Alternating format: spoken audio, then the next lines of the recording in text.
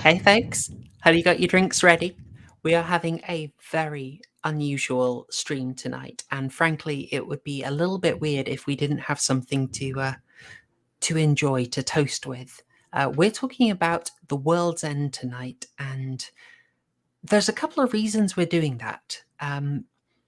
Partially, I'm one of those people who, looking at the Cornetto trilogy, I'm well, up until recently, I was the only person I knew who thought The World's End was the best of the Cornetto trilogy. And I've also felt it was deeper than any of the others. It always had a lot more going on. And there's not just one reading, there's so many readings of it. There's so much in this final film in the trilogy. I thought, you know what? It may not be strictly a horror, but we can go a little rogue with this one and we can dig deep into a film that may not be horror, but I absolutely love. Well, personally, I think it's got really good horror elements to it. Yeah, it gets tense, doesn't it? It's not just it's eerie. Some of the scenes in the middle where everybody stops and they just stare at the main characters, those give me chills every time.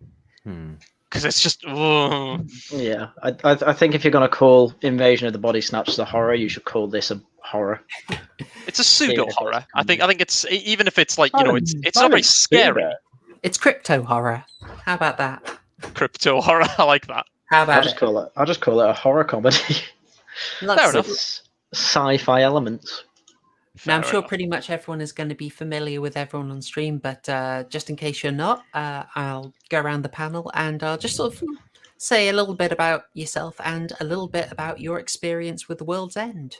Harriet, how about you go first? Hello, what up, my drillers? Yeah. When did The World's End come out? It came out in like 2013, didn't it?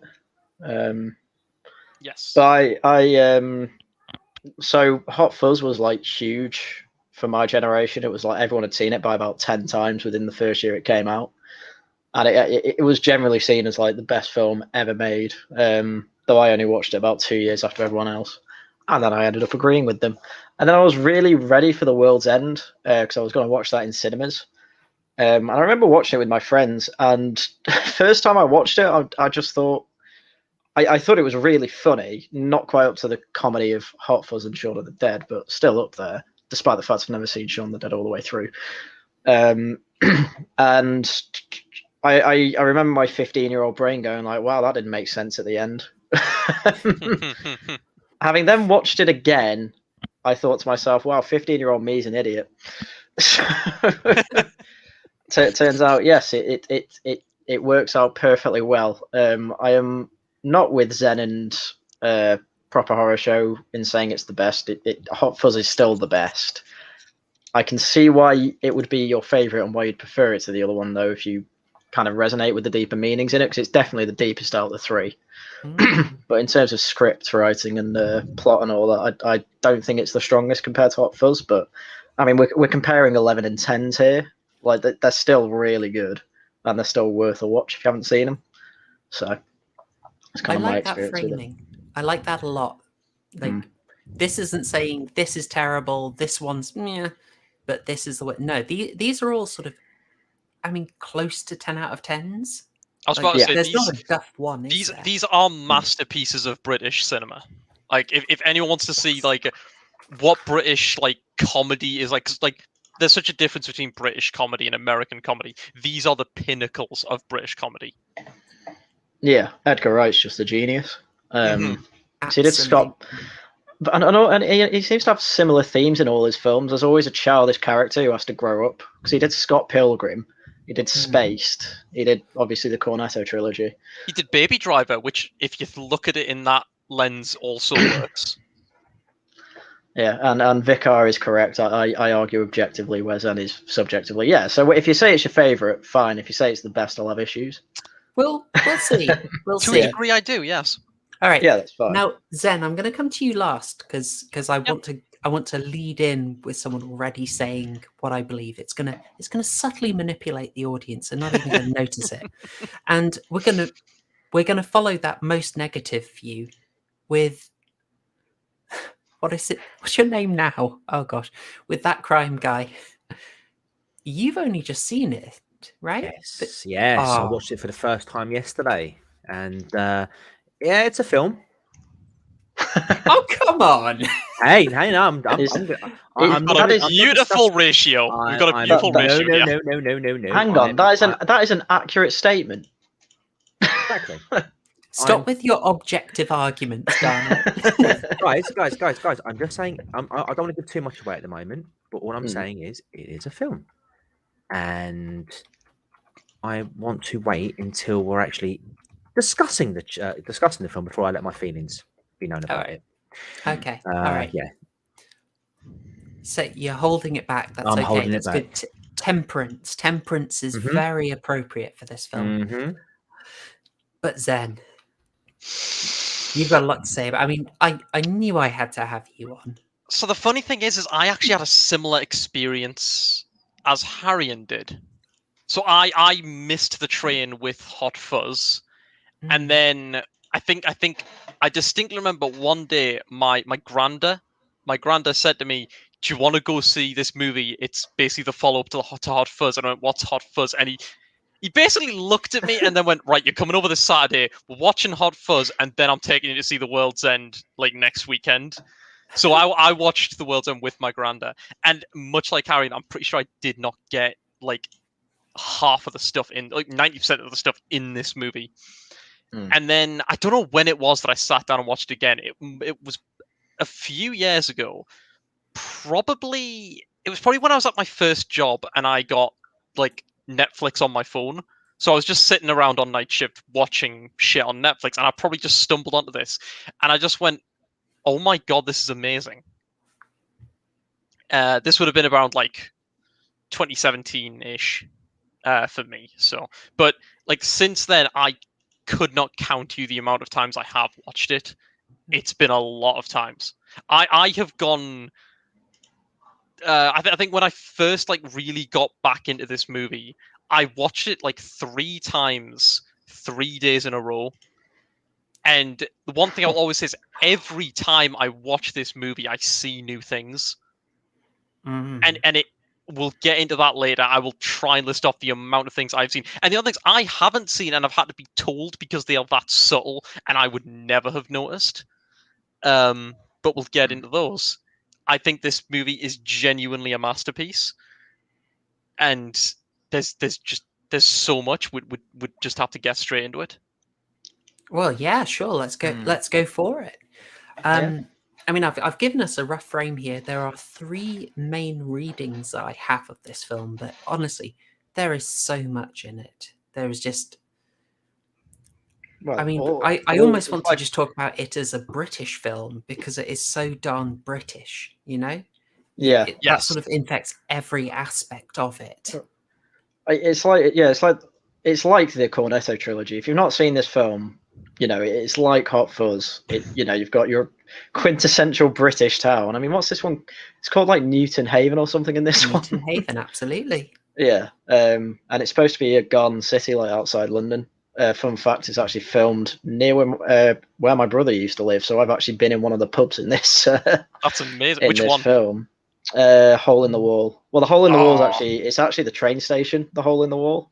But the pub's kind of connected to it, so that's what. Yeah, that was the one I went in. Oh, that's cool. So and the Mermaid's actually the cinema. You know, the club one. Because it's the one kind of like it's the it's the black sheep of all of the pubs. It's not a pub, it's a club. Yeah. But I like that though. I like that there's one that's just so different from the rest.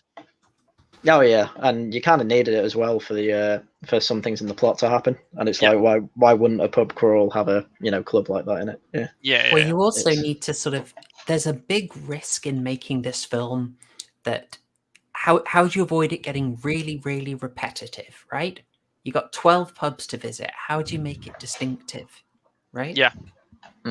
Yeah, visually break it up a bit and have something that's very clearly not a pub, you know. Well, I mean, I like that the first 2 pubs almost lampshade that. It's like, oh yeah, all pubs look the same. Yeah. Starbucks. Yeah, and that's kind of one of the points we made, isn't it? I mean, I think you put it in the group chat as like, red pill globalization, anti-globalization. We'll get to that. I wouldn't call it that, but I'll wait till we get onto it. Yeah. Yeah. Mr. Naysayer, bless your heart. This may be a difficult stream for you. Oh dear. Oh, tell But me you you're know- American. Tell me you're American without telling me you're American. Well, talking about the first two pubs, I'm actually going to give my one criticism of the movie. Something that I always think of when I see the movie again is the part where he gets to the first pub and he talks about how it used to be a post office, and that's how it got its name, the First Post. I hate that all the other pubs don't have that. I wish each pub had like a small, like mini, like monologue by Gary getting more drunk and like in a state as the movie got on, explaining where it actually historically got its name. Because I love that sequence, and I wish it's like he starts like speaking it like a tour guide, and then he just rails off at the end. And I would have loved to hear that more, because every single one of the pubs has its own meaning in the plot. And I would have loved to see the writers also giving their actual reasonings for the historical names of the pubs. I would have found that great. I just want to say, I just want to say that Mr. Naysayer is the same nationality as Harrian. Okay. Well, He's Mr. Welsh. Naysayer, you know what? You're giving the stream a go, and God bless you, sir. We'll hopefully convince you that this is a darn good film. Even though let us know why you strange position despise. to come from. I know. Let me know why you despise Pegg and Frost. Yeah, Mr. Naysayer, put it in the comments. I'm interested. Shall we get into the first reading? Yes. Let's do it. All right. Don't feel awkward. I've just got to swap the image over, and I'm really awkward at doing it in It's all right. in StreamYard. Here we go. It's filling the dead air, isn't it? It's annoying thing about it. I've also got my little cornetto trilogy colors going on as well. It is very nice. It's very aesthetic. I love it. Oh, all about the aesthetic on this channel. Yes. All right. So the addiction reading.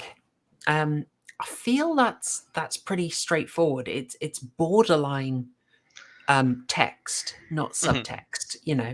Gary struggled with substance addiction. He's making references. He's making references to overboozing a lot. He starts in what appears to be a sort of Alcoholics Anonymous group.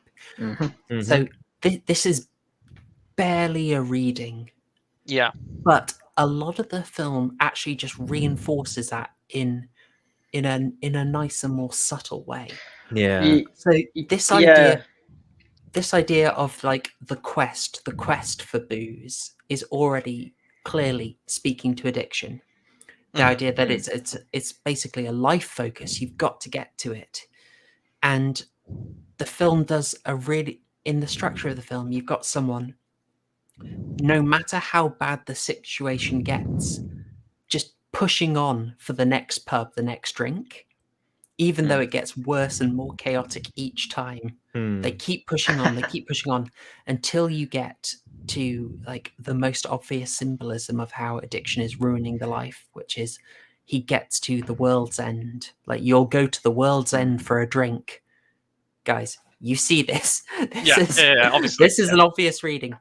Well, also, and he's ruining all of his friends' lives around him as he goes on and on. Totally. Well. Some of them literally get killed. Yeah, totally.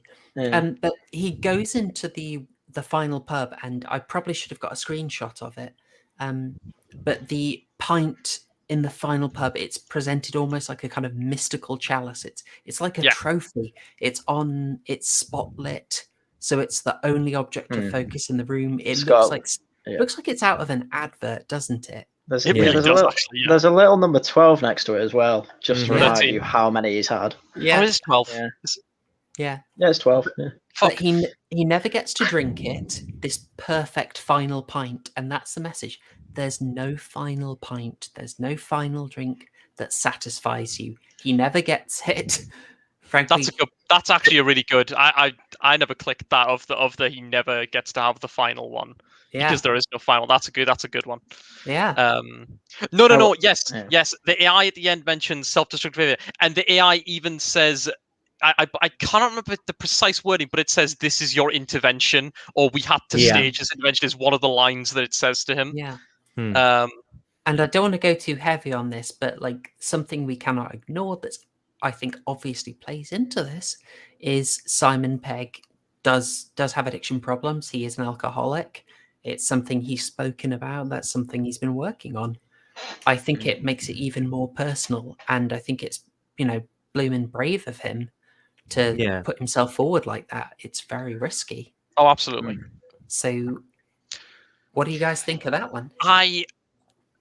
I'll let you guys have the floor, and I'll come in at the end. Well, I mean, I think it's important to point out, I don't think it's just addiction to substance. He's also addicted to trying to get that high of actually finishing the golden mile.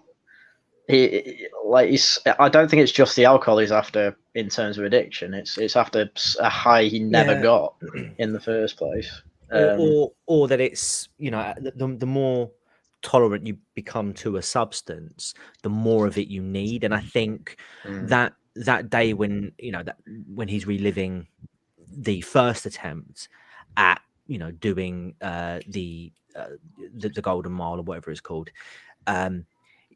that's like the ultimate dopamine hit. That for him was his most tolerant, and everything after that was just sort of like a cheap imitation. And so for him, the only way to get that high again was to go back to where it all began. I just wanted to talk about the addiction side of things as well, because you mentioned that he also had issues. Well, he does have issues with drugs in the film. That if you remember the bit where they're in the Bowles sort of like hut, and they're trying to figure out smokehouse. That's right, yeah, and they're trying to figure out who, whether they're actually human or if they're blanks. And so they all go around and they show their scars and whatnot, and then Andy turns around to Gary and says, "Well, lift up your arm, show us your arm." And he's like, "No, I don't want to do that," because you implying that he's either been self-harming or he's been injecting. And there's, well, you see it at the end, don't you? And there's you only see the bandages. You only see the bandages. But there's the shame of addiction.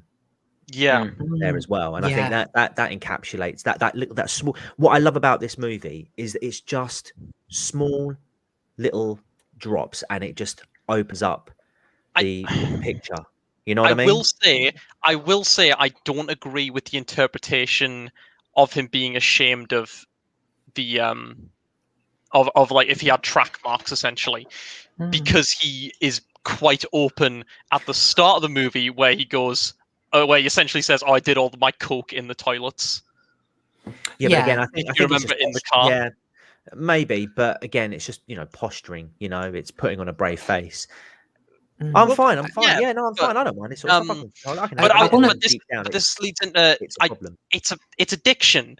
But I think the more overlying theme is mental health, and addiction is like more a consequence of that rather than being the root. The mental health issue is the root cause, and it causes the addiction, and thus you see the bandages on his arm, which are likely from self-harming.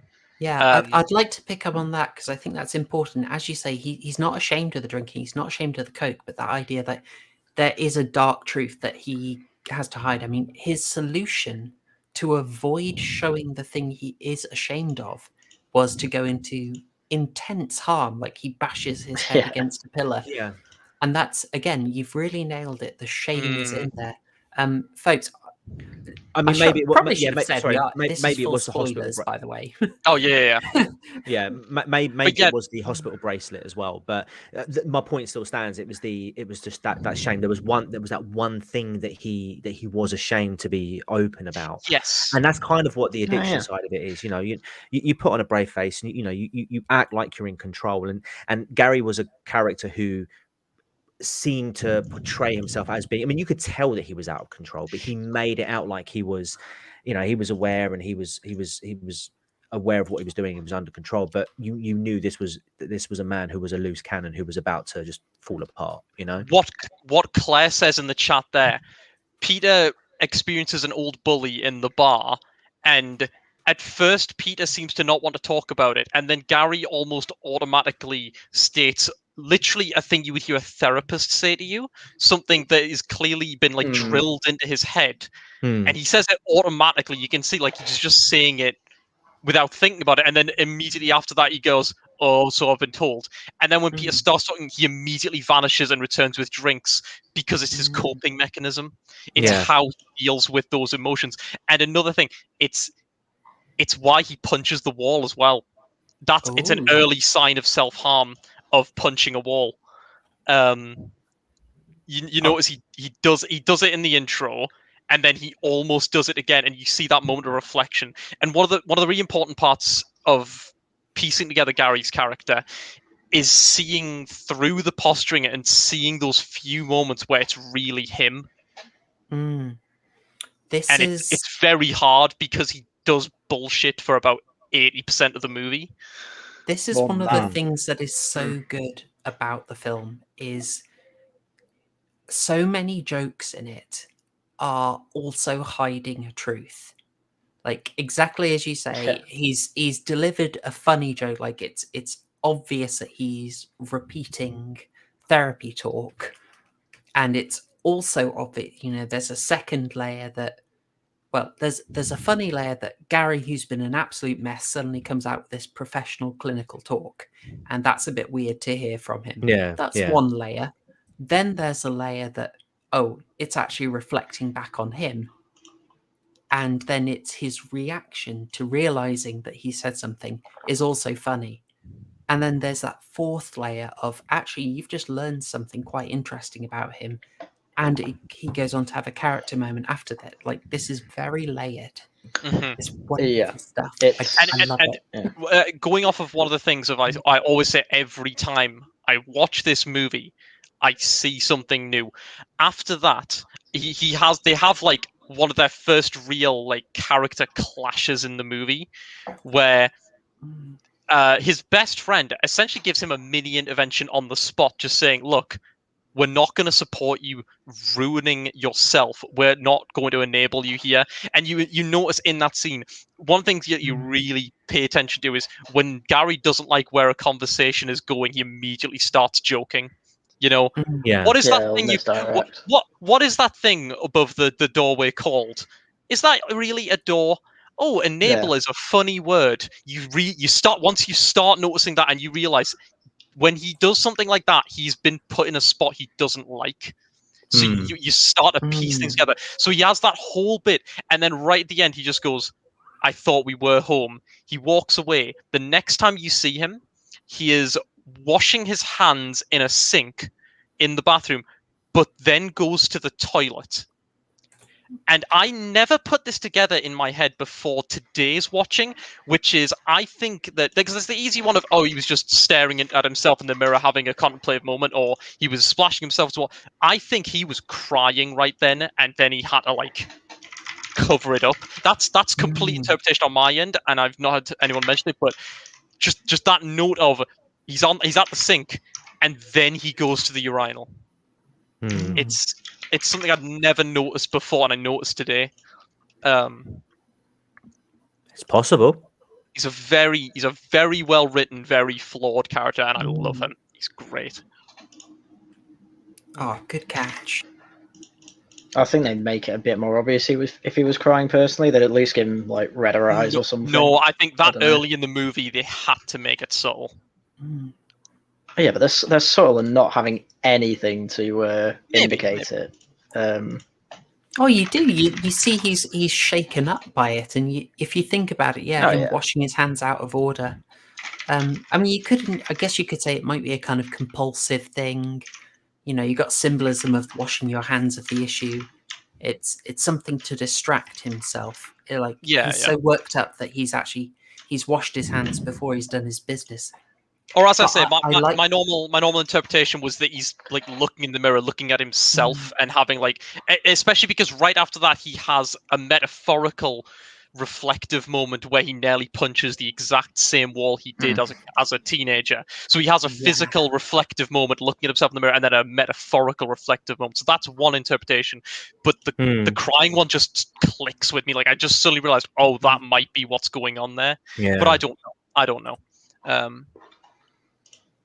Yeah. Oh, it's great stuff. I mean, what I lead in with the addiction angle because it's very close to the surface, and I think it's a way of talking about how something very obvious on very very much visible from the outset is also very deeply reinforced by the delivery, by the themes, by the plot, that they really help make addiction sort of very central to the film and deliver that experience so well with wonderful metaphors.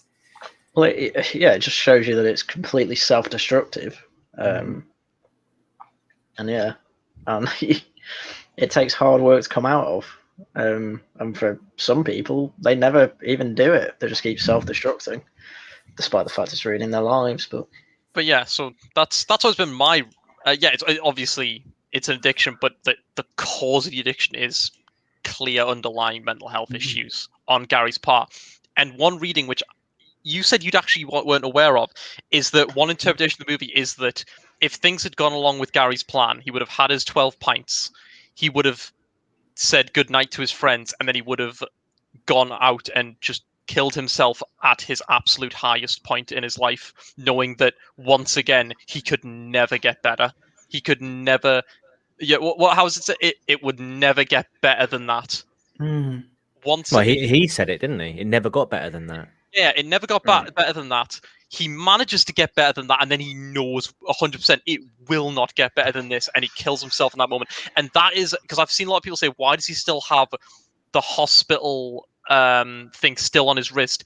It's so his friends know that it wasn't anything to do with them, that it wasn't like anything they had done on the night.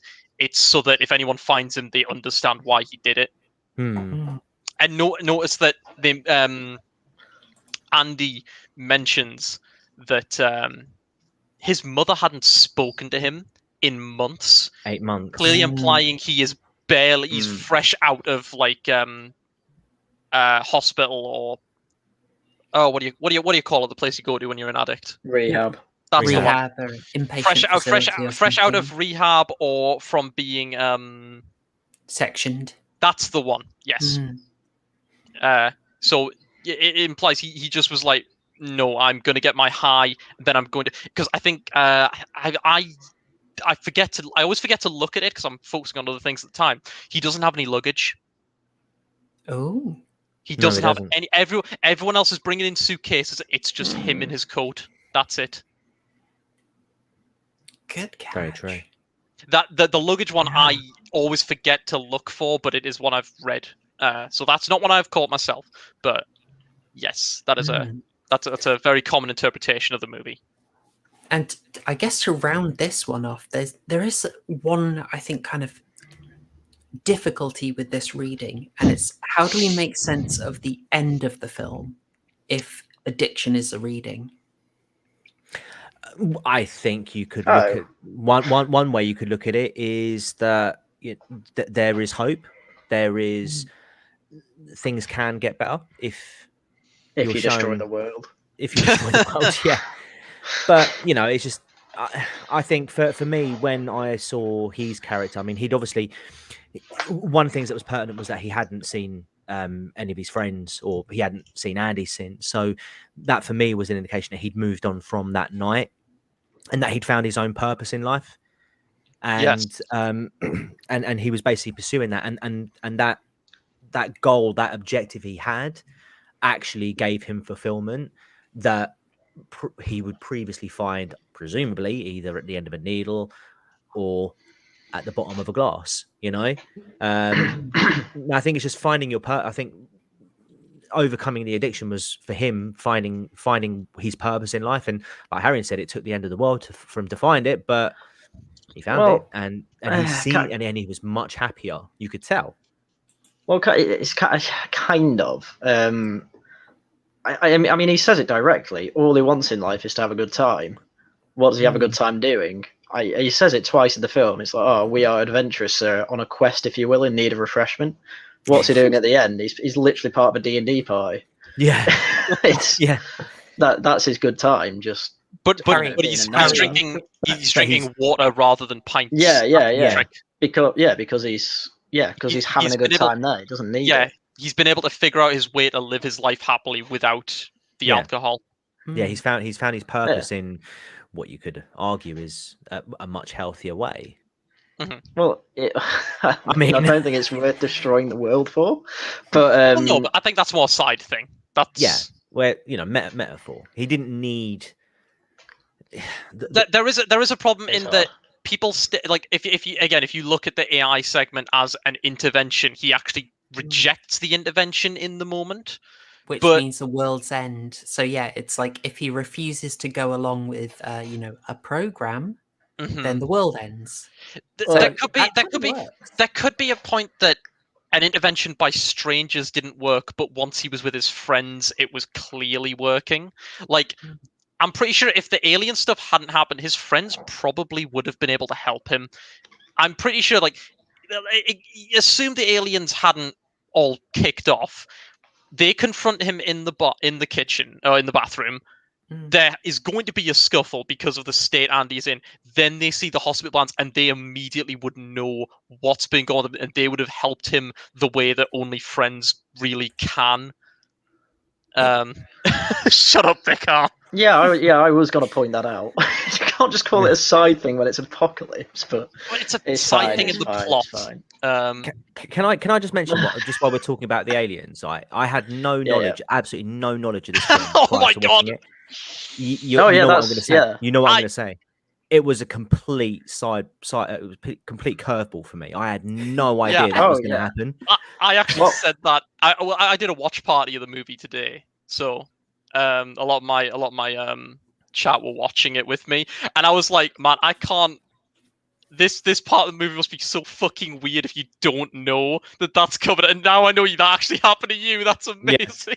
That actually, because when that first fight in the toilets, and as soon as like the head came off, I was like, wait, what the hell is going on here? I was gonna ask what your reaction to that was, because I remember in the cinema and his head pops off. I'm like, what the? I was like, what on, like, because I was expecting it to be a bit more like on the sort of Hot Fuzz level, if anything. Like I figured they were going to a weird, a little town, so I thought that the residents there would be a bit kooky. But I was not expecting that in the slightest. They've literally all been body snatched. It was great. I just love it when Andy comes in and he's like, "You're a liar. I've just been on the phone to your mum," and he's just like, "His head's come off." I love how everyone else there is like, "Wait a minute, what the fuck?" But Andy just doesn't give a shit. It's great. Not a misdirection here. He's just so pissed off with Andy. I wish I could have seen you getting From Dusk Till Dawn, that crime guy. I was just like, I was a bit worried actually that this would throw the direction of the film, because up until that point I was really enjoying it, and I thought, oh, this is going to ruin it, or it's going to go a bit downhill. But I'm pleased to say it didn't. It didn't ruin it for me. It was good. I was just proper. I thought to myself, why are we reviewing this on a Thursday? This should definitely be a Tuesday thing. Well, I think it's just more like a psychological kind of like the horror of addiction and the struggles that someone goes through, and then suddenly aliens. Yeah, squad leader mentions it in the chat, and Andy is just laser focused on Gary's hilarious. I think that's what kept it in for me, because that humor in that moment, that was. Loved it. And this is actually one of the reasons why I actually like the humor in this movie to a degree more than Hot Fuzz, because it's relief from the rest of the plot. Hot Fuzz is a straight action comedy. It's funny and you're always enjoying yourself. This movie, you're bouncing between just the genuine like misery of Andy's like suffering, like especially once you know what's going on. Rewatches are painful to watch because you know everything that's going on, you understand everything and every little meaning in the movie. The comedy is just pulling you back every time, and it to me it works just that much better because of it. It's genuine comic relief. relief being the main word there. Oh, But you've you even need got it. you've even got action scenes in there as well. It's got a bit of everything. This. Oh yeah, And the action scenes are funny because, I mean, back to the addiction. The whole scene where he's got the pint and he's fighting and he's trying to like yes, get them Yes! all off while he's trying to keep the pint, and then Oh. it gets knocked out of his hand after like a straight minute of fighting, and he just shouts "motherfucker." I love that fight scene. Yeah. Because there's so many different ways they show him like nearly losing the pint. Like Yeah, when he's got it on the bar, someone grabs him and the drink just shoots straight up and then back down into the Yeah. glass. God, I would love to see the behind the scenes of filming that. That's The part where someone comes in from the right before he loses the ring, someone comes in and he just punches him in like 3 frames. It's such the choreography in this movie is beautiful for the fight scenes. Yeah. Oh yeah, And it's got that so much detail. amazing. I just absolutely love the weird logic they have that the drunker you get, the better you fight. Yes. And they yes. just carry it on. Yeah. That is Yeah. great. And is that the bit? Is that the pub where Andy just rips his shirt and shouts, "I Yeah. fucking Yes. hate this Yeah. town"? Yeah. I think I said earlier it's Andy gets his limit break. Yeah. Well, I tell you what, it very much shades of Scott Pilgrim and Baby Driver. In that scene, the music goes to the fight so well. Yes. Every time I watch it, I'm like, the music is incredible. Liver break. Oh, beautiful, Maverick. Absolutely beautiful. Nice. Well, that crime guy, I'm so glad the curveball didn't stop you enjoying the film. By the way, next Thursday stream is going to be on the Crying Game. That crime guy joining us for that. I'm sure you're going to have a great time. Hopefully. That's a very niche joke, I'm realizing, in a room full of Zoomers. We'll move on. Probably showing my age a bit there.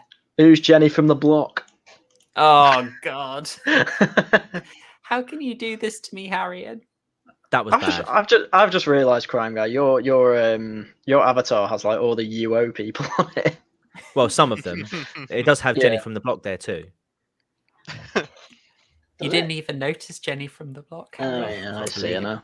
Oh, they are all tiny. I see NSO, Rose, me, Proper Horrorshow, Aiden, Paladin. Yeah, nice. I love that. It's so well done. How long did you spend on this? That I literally did that in about 4 minutes. I was going to say, that doesn't look like rushed it takes that long. Yeah. No, I rushed. It's very good though. It's very good. Oh yeah, I like it. Yeah.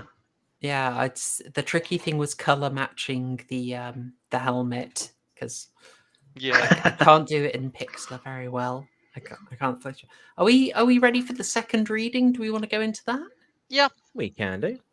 Yeah, because they all intermix anyway, really. Well, that's the thing. Is my reading is kind of like a very heavy combination of the two. So there's the addiction is caused by the mental health, but then the mental health is caused by sort of like an alternate view of the second reading. So yeah, it all like intermingles.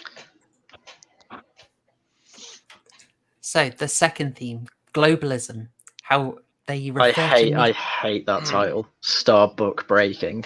Yeah, you know, Starbucks is like breaking up the traditions. What's the problem? Tariq Nasheed would love it, is all I'm saying. I was going to do a normal version of that, and then I just thought, no. They do specifically refer to the town being Starbucked, which I thought was quite interesting. They do, yeah. Like that is a brave move to sort of openly attack corporations in your film. But this being a British venture, I'm guessing they're just that much freer to do it, right? Yeah, I mean, it would have been worse if they out and out said, called them Weatherspoons or something. Yeah, we wouldn't stand for that, obviously. Crime Guy, would you stop linking my Twitch channel on things? What? I didn't do that. I've been trying to separate this shit out. Link pub virgin for stuff like this. I've told you. The absolute state of Proper Horrorshow puns. You love it. You love it. I mean, let's lay this out. I'll try and be concise. The theme that stood out for me, sort of like very, very strongly on the first watch, and I do think is a major component of it, is the theme of sort of globalism disrupting things, disrupting life. It's quite interesting. You know, they've gone into they're in a very urban environment. They go back to somewhere that's meant to be a bit more rural, a bit of market town, and they see that sort of Garden City, yeah. the Garden City, the life has sort of been sucked out of it. Hmm. They go into the pub that was familiar and had deep traditions, and it's been gutted and been done to basically look like a Spoons. And that's the first post. They go to the second one, the old familiar, and classic joke. It's literally the same It's the damn same. set. Yeah. Well, and the pub's called the Old Familiar. Exactly. As well, exactly. It's, And what they're trying to point out there is just that actually a lot of the individuality, the sort of weird, quaint traditions are stripped out as things become more connected. Ultimately, on the wider level, all of the galaxy is being connected and homogenized, and it's losing its own flavor.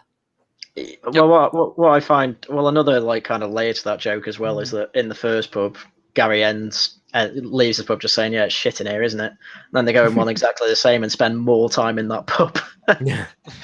as well. So it's it's Yeah. almost as if they're no, what's the word? They're just getting used to it. But Yeah. I'm trying to think of the word. It could also just be hidden. Acclimatizing. Climatizing it, yeah. No. They're passively accepting it, I guess. I was going to say Stockholm syndrome. Yeah. Oh. Yeah.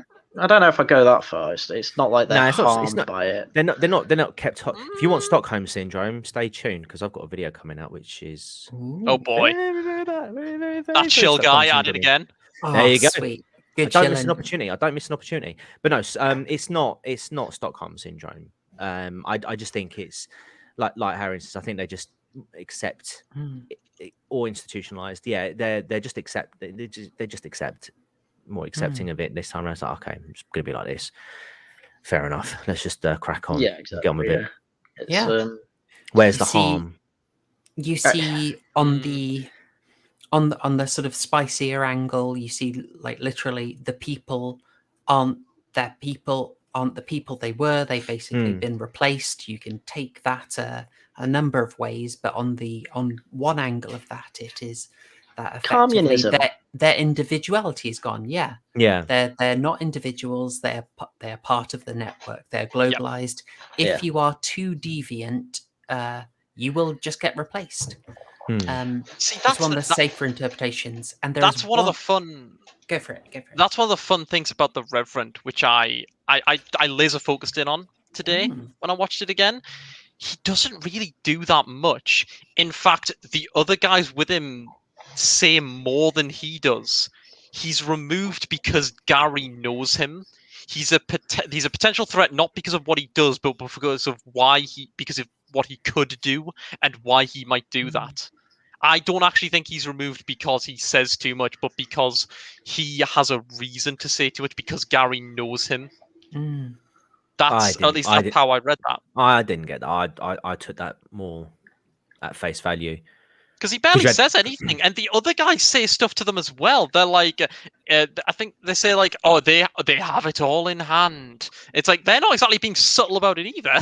But those guys are very loyal to the network. They're very happy, so they aren't any threat at all. Whereas, I think it's quite chilling that the Reverend he's not pro-network, but he's not anti-network. He's only trying to keep his head down, and that's enough for him to be gone. I'll go for one more level of this. I'll go for one more level of the globalization reading of The World's End, and that is you see that Gary's essentially trying to recapture his youth. He's trying to recapture what he knows, and that has gone. That's another level of like he's trying to get something that isn't there anymore. Yeah, because it's been removed. Like this all feeds into the thing of the older thing has been replaced with something safe, clean. What about corporatized? Yeah. What about selective memories? Memory holding. That's interesting. That's a good one. Oh gosh, that's a good one. Because I've never noticed. I didn't notice that. And I literally have only just it just sort of a light bulb went on in my head, and I just sort of cast my mind back to 1984, and how like there's only certain things that sort of like approved messages. So, when you think selective memories, are you thinking in other words, I'm thinking approved memories, things that are acceptable to remember, as opposed to maybe less or maybe less controversial ideas, perhaps, or less controversial thoughts. So we'll forget about those. You don't need to worry about those. But remember this good time that you had when it has no impact on what we're trying to do whatsoever. That's okay. That's okay. Yeah, it's just it's quite literally a dehumanization project. They ground your body to compost it. That's right. Yeah. I like that. It's efficient, Harrion. It's efficient. Yeah, it's very Great Reset feeling, isn't it? It really is. It really is. And of course, I've got up there their modern art as well. The corporate I mean, it looks very corpo, doesn't it? I liked that. That's probably my second favorite joke in the movie. Is what is that? Oh, it's modern art. It's a memorial, isn't it? Yeah, it's a modern art. Yeah. I feel like that could have been that. The only reason that isn't my favorite, because I would have loved it if they said, yeah, to art. Instead of to modern art, it's just it's a memorial to art. Well, that would have been a bit better. Modern art was pretty good in the 60s, I'll be honest. Andy Warhol's modern art. He did good stuff. Andy Warhol as well. I just said Andy Warhol. Salvador Dali as well. That's what I meant. I don't know much about modern art, so just look at modern art before the 80s. You'll be fine. That's my suggestion. So all I know about modern art is when PJW sees it, he goes, "Ree." Imagine my shock. PJW says anything, he goes ree. Especially if he sees Lauren Southern. Wee. Oh, Drama. Drama I'm not aware of. Oh, never mind. I'm not getting into it now. Good. Please don't. I feel duty bound to say that if we're praising modern art, then Magritte has got to be in there. Rene Magritte, guys. Good stuff. Good absurdist, surreal stuff. John D, please unblock me. I praise some modern art. I know a lot. I know a lot about this movie, Vicar.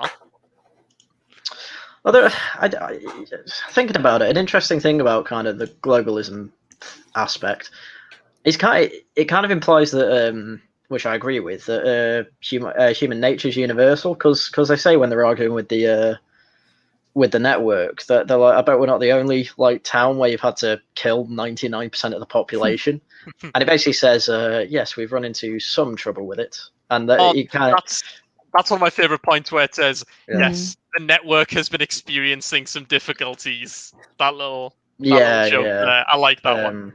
That is quite red pill, the idea, the planner's fantasy, the vision of the anointed, if you are a Thomas Sowell fan, is humans it doesn't quite map onto actual real life messy humans. Yeah, we are the worst. Reliably, we are the worst. Yeah. You're the least civilized planet in the galaxy, and they celebrate. Yes. Yes. Oh, it's beautiful. It's a very lads' night out thing to do, though, I think. This movie is pinnacle lads' night out. Yeah. Do you think it's quite a... I mean, you've seen Britishness celebrated very, very much in Shaun of the Dead, in Hot Fuzz. They're very much treasuring British institutions, but I feel this film goes out of its way to really say that our weird, quirky British ways and history are worth preserving. They don't... it really comes out and tries to defend it, and it takes, I think, quite a risky stand to be anti-globalist. Now, there are two counters to that we'll get to in a bit, I'm sure, on this theme. Well, it's in quite a corporatist way, though, and that's relatively safe. Everyone, Simpsons made the joke of Starbucking places. It's Bart goes in to get a earring, and he walks past every other shop's a Starbucks. Then when he gets his earring, he walks out, and he goes into the earpiece place. He says, "Can I have my earpiece?" He says, "Yeah, but make it quick. This place turns into a Starbucks in 20 minutes." He then leaves with a Starbucks coffee, and every shop's a Starbucks. Yeah. That's amazing. I kind of like that, to be honest. That's a decent joke. this was happening in the early noughties, probably earlier than that. Actually, that was probably I the think late it was 90s earlier than that, episode. yeah. No, I think it was this is earlier one of than that. my. This is one of my. That's one of my favorite jokes in Shrek 2. Is giant gingerbread man. He basically fucks up a Starbucks. Loads of people run screaming out of it and across the street into another Starbucks. Yeah. So I wouldn't say that's a risky joke because they've kind of specifically done the corporatization But like, aspect of globalism. I think the level of dedication it has is pretty good, though. Like, Yeah. literally, it is preferable to end the fucking world and take us back to the Dark Ages than to continue on in the way we're going. Well, in their defense, he didn't know he was going to end the world, from what I can understand. No, that but was an unintended consequence. Yeah, but it's such a clear rejection, and like they specifically say at the end, like it kind of is better now, even if it was imperfect, it is simpler and like better to a degree. Yeah, I don't. It was definitely saying kind of.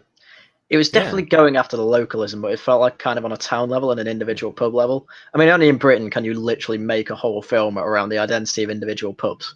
Yeah, you can only do that in Britain. I couldn't be so proud. I know. I couldn't help but notice post-apocalypse they were growing their carrots by themselves. Oh no! Nice. Oh no! Yeah, they were very. Everyone no, cares. we're not going to play it. We're not going to play it. The ultimate carrot pill is to go am for him. Yeah, absolutely based. Yeah. Oh dear. Oh, disgusting. Okay, so we've got an interesting interjection here, which I think is worth.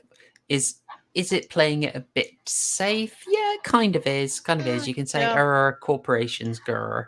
You can do that. Yeah, I still think it's quite interesting. It's still relatively brave, and to say starbucking as well, I don't know. But it's not just the starbucking; it's the way that they also communicate, the way that the antagonists act. It's not about conflict; it's about togetherness. This way, there are no losers. We all win, and it still rejects them as the villains. It still says, yes, people who taught us, you're like children. We're here to educate you. No, you are the bad guys, and we will fuck everything up if it means stopping you. Yeah, music to my ears. I know, right? I know. I have to say, when we did Body Snatchers and like all week proper Horrorshow, you were saying, "Oh my god, it's such an anti-communist message," and it's like, you know how they had that whole like Richard Spencer debate with Sargon in one of the films with was it Forrest Whitaker? Yes. Yeah. And I basically said, yeah, that was really badly written. Basically, this film is that scene, but well written. It's perfect. I've not especially seen because it, it's so true. I'll take your word for it. It's literally like listening to Sargon and Richard Spencer debate. Yeah. That's except Body Snatchers from 1993. If you want to know the film we're talking about. Yeah, it's a decent film. If all it needed is Lawrence Fishburne white, and then they could have copyright claimed that live stream. Yeah, true. Yeah. I think I called Forrest Whitaker Lawrence Fishburne in that stream. I think you did. Demonetized. Yeah. Well. Let's add to this though, because it's not. I'm going to criticize this reading in a bit and get a bit paranoid. But I'll add one of the things that again it makes this such a darn good film is it's not just Harry, and you'll love this. It's not just full NIMBYism down with corpos, because you have at the root of this as a protagonist, Gary King, who is actually too anti-change, he's kind of like the danger of what happens if you are absolutely refusing to move at all, if you refuse any progress. Is he the ultimate conservative, basically? Well, he's kind of got the yin yang of order and chaos in completely the opposite way around. You should, he's got order in his life because he's got his routine of addiction. I mean, even at the beginning, he's smoking as they're doing that little montage showing you all the characters, and it keeps going back to Gary. He's smoking throughout getting ready. So yeah, the addiction really is laid on thick. And to a degree, he has like the routine of he is wearing the same outfit as he did when he was a teenager. Yeah. I noticed that. The only real thing different is that he's taller and got a bit of stubble. That's basically the only difference between him and when he was younger. Yeah. Because he is very childish through this film as it's trying to layer on. Yeah. It's an odd thing. It's an odd thing with him because like there's a part of the movie. There's a part fairly early on. It's when they have their big fight. That right before they have the physical fight, it's when they have their emotional argument, and he says, "You might have all your fancy stuff, but you don't have what I have. You know, freedom." And it's delivered like he's being insincere about it. It's delivered like it's just an offhand thing where he doesn't really believe it himself. But that does seem like something he genuinely believes. So I'm not sure how I feel about the delivery. Does that imply he wishes he could just like merge into society like they can, but he I think I'd say incapable of it. Well, I'd say it's more that he's trying to convince himself that he's got freedom. Because at the end of the film, he's crying over the fact that he's told when to go to bed.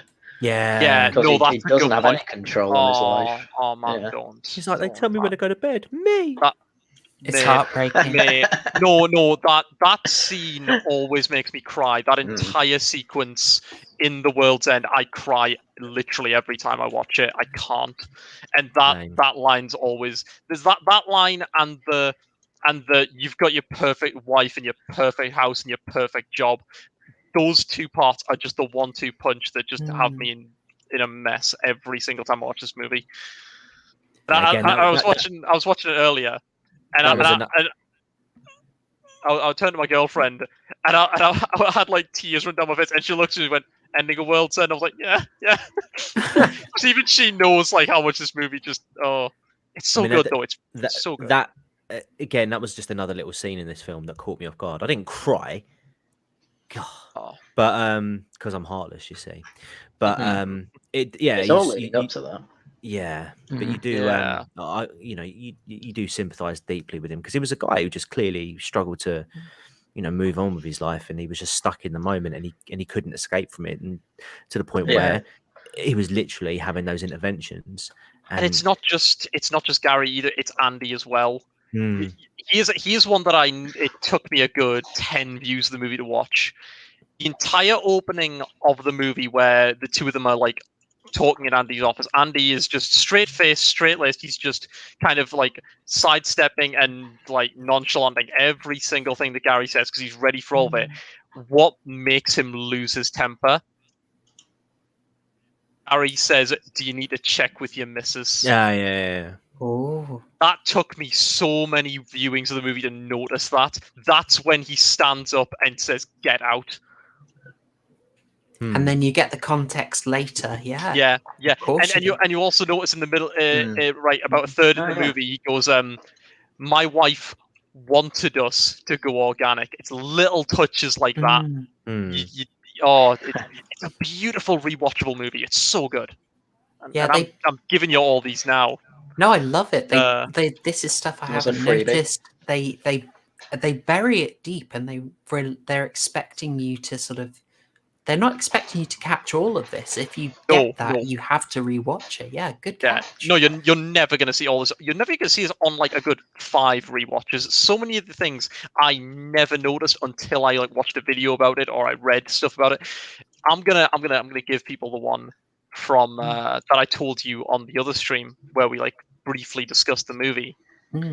Aside from the Beast and aside from Sam's car, every car in the movie is the same model, a hybrid.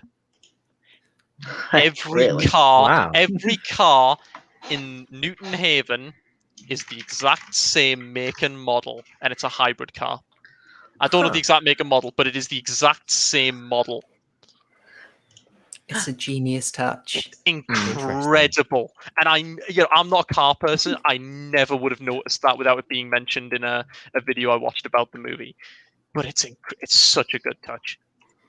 I mean, shall we take a moment on just the idea, like, because this really connects the first reading that we had on addiction and mental health, and this reading now on globalism. It's like there's a there is a point in the film of like, actually, would Gary have been fine if society weren't moving in this network's direction? Is he just a kind of person who's not cut out for it? Like Basil, he's not cut out for it. Is it That's- society making him ill? Like, how much of it is him? How much of it is? I think Just- that is one of the things in the movie which I'm glad it leaves it up to interpretation, because there are arguments of no, he's just kind of a prick. Because like even when he was young, you notice when he's in the smokehouse, when they're talking about the different injuries they have, every single one of them is Gary's fault. Yeah. Gary pushed Stephen over onto a bottle. Gary ran over Peter with his own fucking scooter. Gary stabbed Andy in the finger and caused him to end up with 12 hours of surgery. All of them are Gary's fault. He was always a, destructive person to himself and to all those around him. True. And I really wish you could see what happened between the prologue and the like. I want to know what he's been doing for 16 years. You know how we can get that? You know how we can get that? Don't say Snyder fucking I'm gonna cut. say it. Snyder cut. Snyder cut. Folks, think back to Sin City. We know Sin City, right? Everyone here's seen Sin City, Yes. and not just the Once. Jessica Alba seasons. Seasons. A long time ago, I will admit. It's been a long time. All right. Yeah. Think That of also felt like a Nazi film. Come on. yeah, it's a bit creepy in places. On the other hand, Josh Hartnett, so anyway, moving on. Yeah. But there's a thing where they say about Marv's character. Marv is played by Mickey Rourke. He is a massive guy, and they say about him, basically, he's just in the wrong time. He would have been perfectly suited for life in the 1400s, swinging a battle axe around fields in Germany. And I kind of think Gary's a bit like that. He might have done better in a less ordered time. We can point out he is chaotic. He caused a whole load of trouble. I just think of other things that we see, like the idea of, well, an easy one is, say, boys in school and school not being suited to boys. Them being diagnosed with ADHD because they don't want to sit still for 8 hours and be lectured by, women, basically, to be honest, in primary school, certainly. It's not designed for them. It was changed. It's forcing a lot of order and structure on them, and they have a natural reaction to it. I think of that when I think of Gary, and like, how much of it is him? There is, I mean, like really trying to dig deep. The accident that happens with Andy, where Andy officially cuts himself off from Gary, is 7 years after the prologue. He says it was in 1997, and the original bar crawl was in 1990. So I want to know what happened to him in those. Like, was that him trying to find work, trying to find jobs, and he just couldn't mesh with like modern? So, yeah, I hate that I have to keep saying society, but it is about society. The entire movie is about society, and like I want to know how, like, what he tried. Like, what did he try? What did he fail? Because like not much. It's kind of what I infer, because it basically just looks like he fell straight to substance abuse after school. I mean, those issues could have been persisting like long before their first attempt at the Golden Mile, and it just carried on after that. Yeah. Again, it's the build up. The more, again, that first beer he might have had when wherever old he was, that would have been the first high, and then it would have built up, and then it peaked at the Golden Mile, and then nothing quite matched that high, and subsequently it just went downhill from there. Yeah. Feeding back into the first point. It's that tolerance level.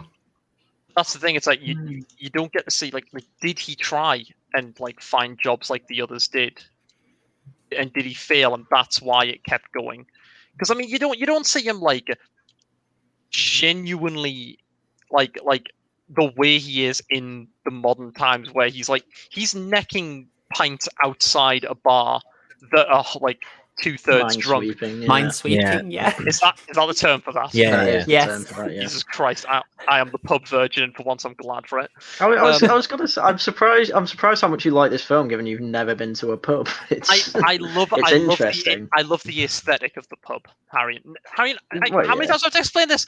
Just because I haven't had friends to go to a pub with does not mean I am against the idea of going to the No, pub. I'm not saying it is. It's just Explain this. Harry, don't pub shame Zen. I'm not One fucking day, shaming him. I'm just saying it's one day interesting. you're going to find the right pub for you. You'll settle down. Horrorshow, 1 week from now, Mhm. or a little over a week from now.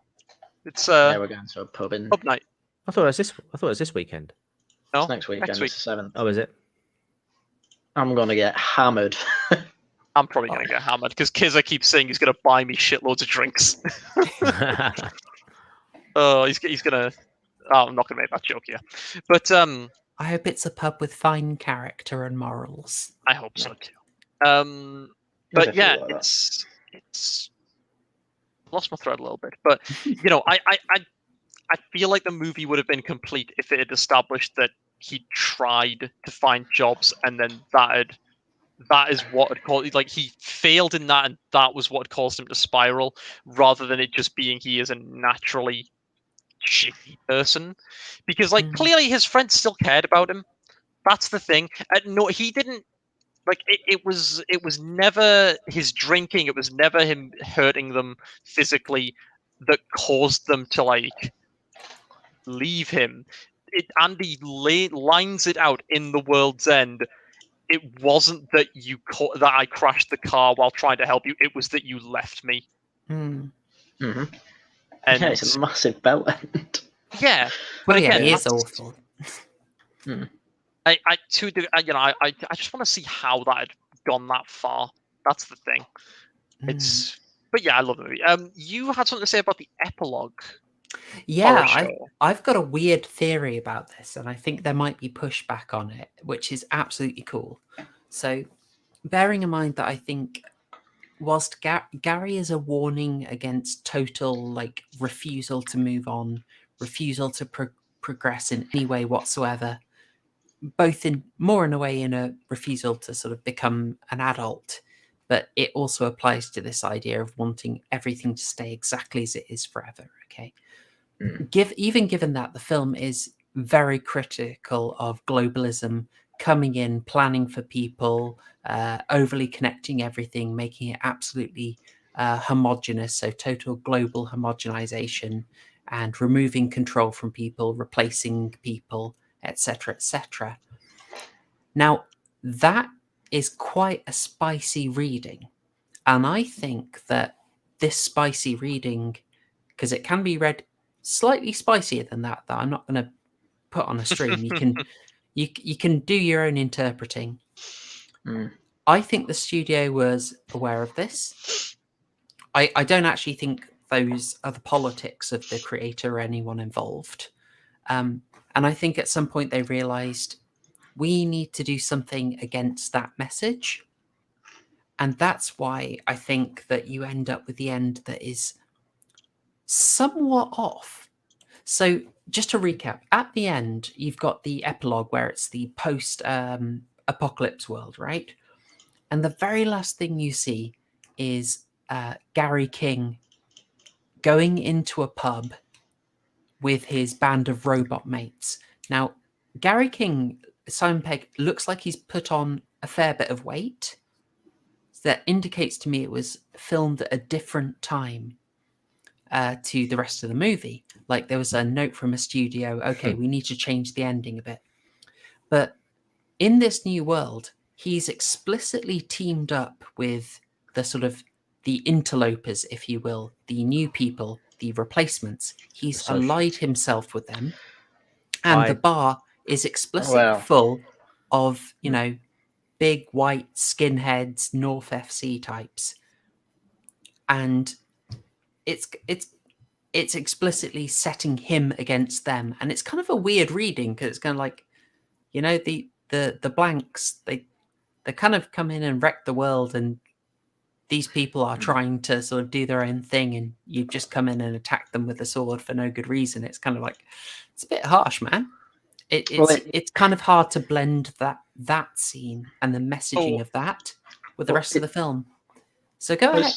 Go ahead, Harry. Well, I was going to say, it reminds me of Witcher, because Witchers are just hated in every pub they go in, and he's always getting into fights, but they are basically just trying to mind their own business. But I was going to say as well, with the blanks, I don't think he allied himself with them because they were blanks. I think he allied himself with them because they were his friends on the night of the Golden Mile. So he's kind of now always reliving that quote-unquote quest, as he always puts it. So, I mean, that we don't know what his quest actually is. It might just be to try and keep going from pub to pub until kind of to get rid of the racism of blanks. Because first thing he does is take the no blank sign off and throw it in. Yeah. Saying like, no more of that. So I mean, it's a bit hard to get behind that message. It seems like it comes.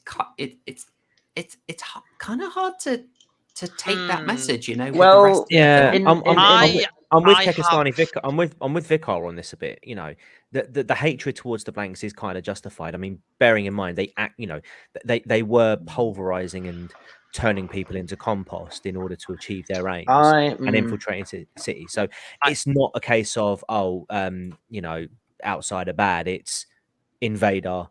Like literally invader bad. What squad leader says there? So first off, it's a payoff to Andy's line early in the movie, saying the bravest thing you can do is walk into a bar full of big ugly bastards wearing war paint and order a water.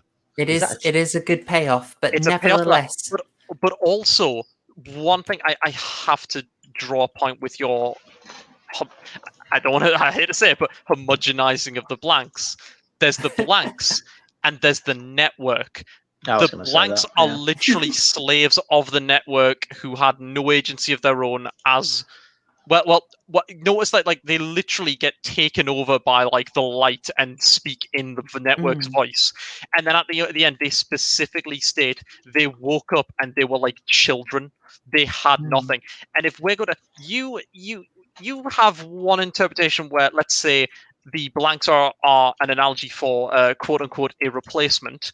But if you look at it more from an ideological perspective, what do the globalists? What do the pawns of the globalists do once the leaders of the globalists are gone? They're nothing. They are lost. Okay, I'm just going to say, if Gary walked into that pub with 3 Nazi soldiers who were just following orders, the hatred would still be justified.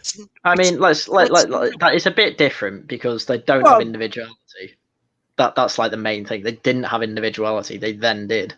It's different with the Nazis because they always had individuality and agency. They literally didn't have agency. They literally wake up as new people, essentially. And that's not to say that hatred is unjustified. But when the regime toppled, all of a sudden they had their individuality back. They were just like, it's not. I mean, this is complex. Don't forget, one thing that makes this difficult is this individuality thing is dropped in right in the epilogue. The thing is, it's quite hard to take with the rest of the film. But also, I really want you to focus on the fact that Newton Haven is, quite modern and diverse, right? It looks like a lot of what do you call them? Market towns, garden towns, Garden City. Garden City. God, I messed up. Okay, it does look a bit like that. They look today, but he goes into a bar and it's just full of North FC, and that to me is like acceptable target. That is like the film trying to say like, oi, just so you know, this just going against that message, I don't remember Newton Haven being particularly diverse. I think of the gang of teenagers that they keep meeting up with. Like their gang is. I think one of them is Asian-ish. One of them is Asian. Yeah. So that is a more mixed group, Whereas the bar is the acceptable target of North FC. That is the only non-white person I remember in the film. Harrion. What? I'm sorry, from Horrorshow. Harrion and I are people who don't see color. But no, I view it as well in two ways. If we look at it from a character perspective, Gary always sides himself with the underdog, with the the people who are sort of, put upon. And in that moment, they are. Does he? It Yeah, seems like yeah. When's he do it before? because he's him. He's himself. He's I'm fighting. not having that. He's fighting against the system, and then once the system's changed, he's still fighting against the system. That's not siding with the underdog. That's siding with yourself. That's completely different. From a rough perspective, but it from that. Okay, well, fine then. Maybe he's not siding with the underdog, but he's siding against the system, and then in the apocalypse, the system is people against the blanks. He needs. That's one kind of more downer perspective of the movie. Is he needs someone to fight against to have his adventure.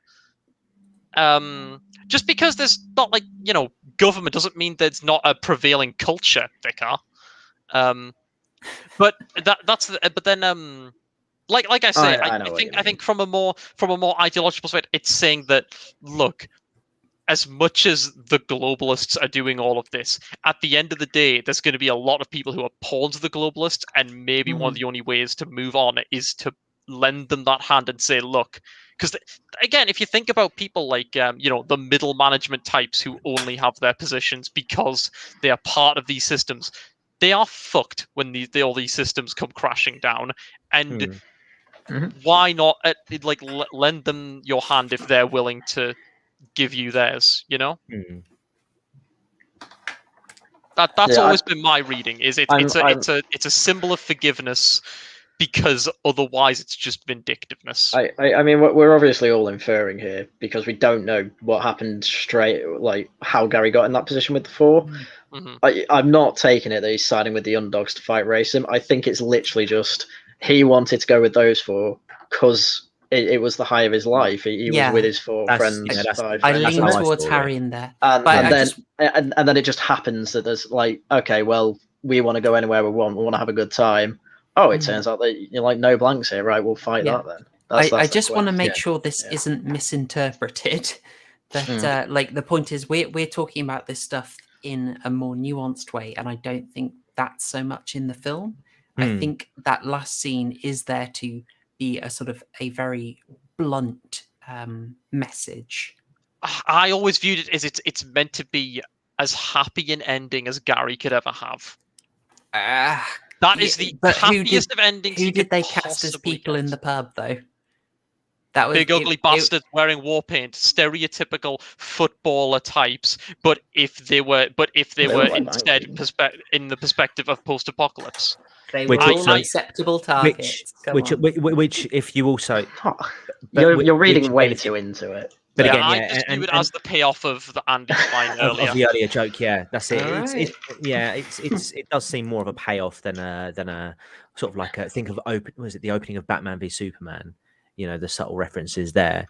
They're more on the nose. Did you just use the term subtle and Batman v Superman in the same sentence? Slow down there, Smokey. Sorry, getting out of breath. But but yeah, I don't think there was any sort of hidden message or anything like that was trying to be portrayed there. I think it was just a callback to an earlier joke, which is what these guys do. In Shaun of the Dead and Hot Fuzz, they've done it as well, where they've sort of called back to earlier sort of quotes or earlier dialogue, and the entire movie is calling back to things and things being repeated. Repetition is one of the most important things in this movie. It's one of the most common comedic bits is just repeating things. Comedy always comes in threes. It's not even three. Sometimes it's just twos. No, it's early in the movie where they're explaining about the "Let's Boo Boo" catchphrase. He goes, yeah, Mr. Shepard had that one thing on the wall, except and Stephen goes, "A Winter's Tale," and he goes, "Yeah, what was it called? A Winter's Tale." Yeah, it's like that odd repetition of just innocuous lines, and because it's so just a random repetition, it's funny. Can't explain why. It's funny. And also it's repetitive as well in the sense that you're getting a lot of callbacks to the previous films.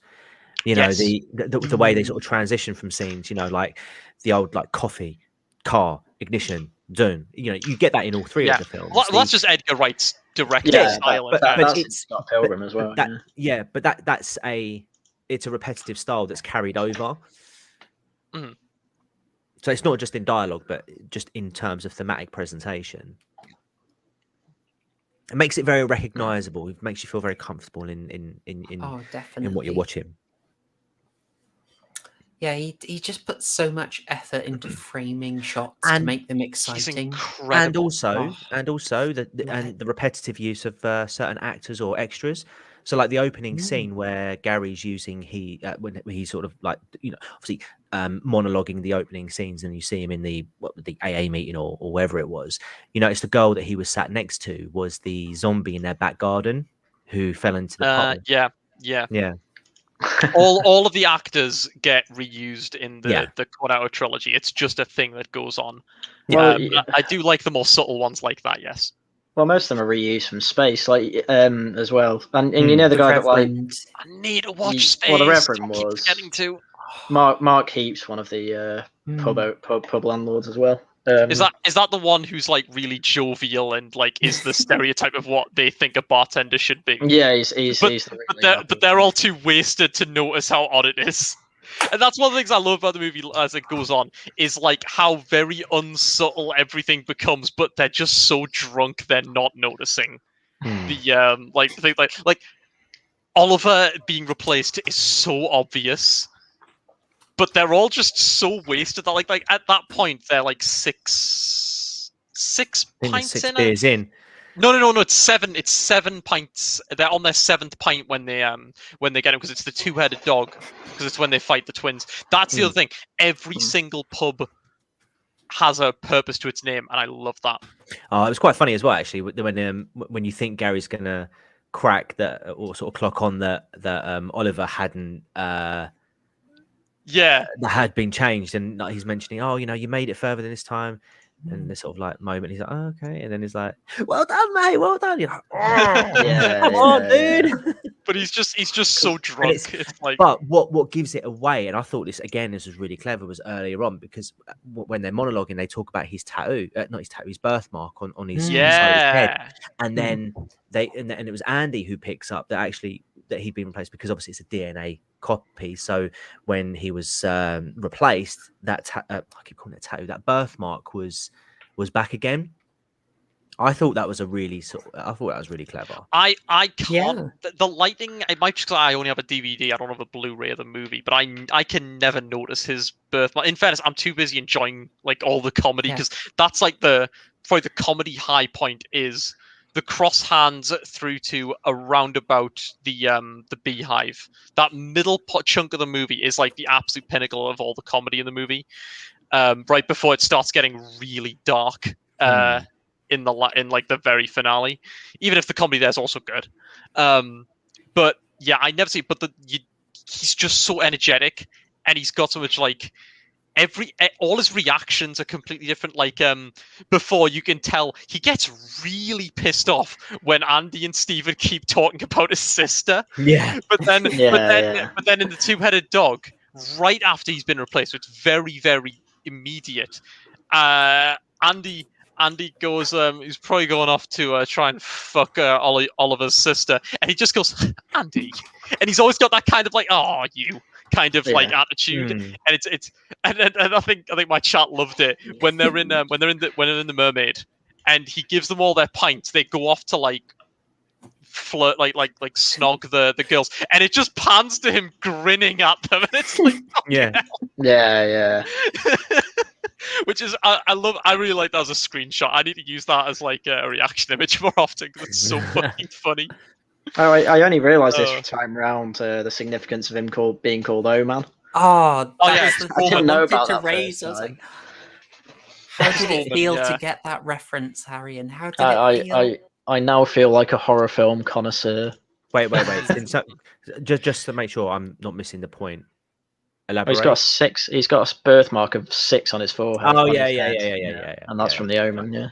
For people just double checking. But also his name is Oliver, so man. I love that. Yeah. Just for anyone in chat who hasn't followed, for whom that does not make sense, who is not a regular viewer of this channel, a few weeks ago we reviewed the 1976 horror The Omen, of which a key plot point is that something is discovered to be true when by essentially finding that someone has a birthmark. So someone having a birthmark is a key sign of them being involved with the devil. Under the hair, Right. well. Okay. That's cool. That is a massive plot point. It's a big thing in the film, and that's why they call him Oh Man here. Yeah. And if you want to listen to our review on it, come and check out Proper Horror Show's channel. I don't know if Murgoot or Fez, are you in the chat, guys? I've not seen. Okay. I'm enhancing the stream with one of their vodka recommendations. Never mind. Nice. I'll tell them how it is later. Is there anything else we want to say on globalism as the reading here? Globalism, yay!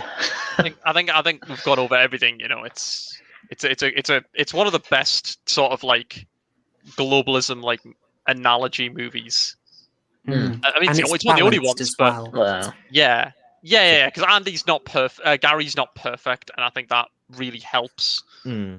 But Andy's there at his side to be like, yeah, he's not perfect, but I'll take him over this.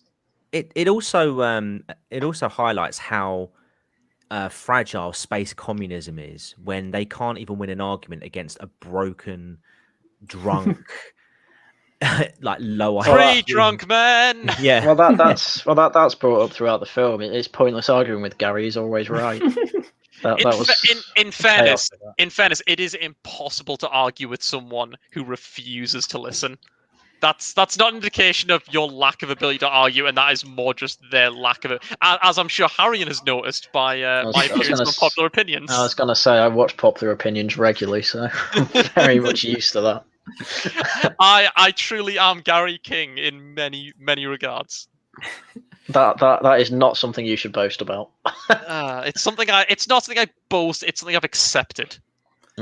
By the way, chat, I hope you are appreciating the special avatars and names that we have gone for this stream. It's one of the that's one thing I love in the movie is the slight timing difference at the end when Bill Nye as the network is talking to them, and he says, "So you are Gary King of the humans," and then a couple minutes later he goes, "Gary, King of the humans." It's like, yes, I love that.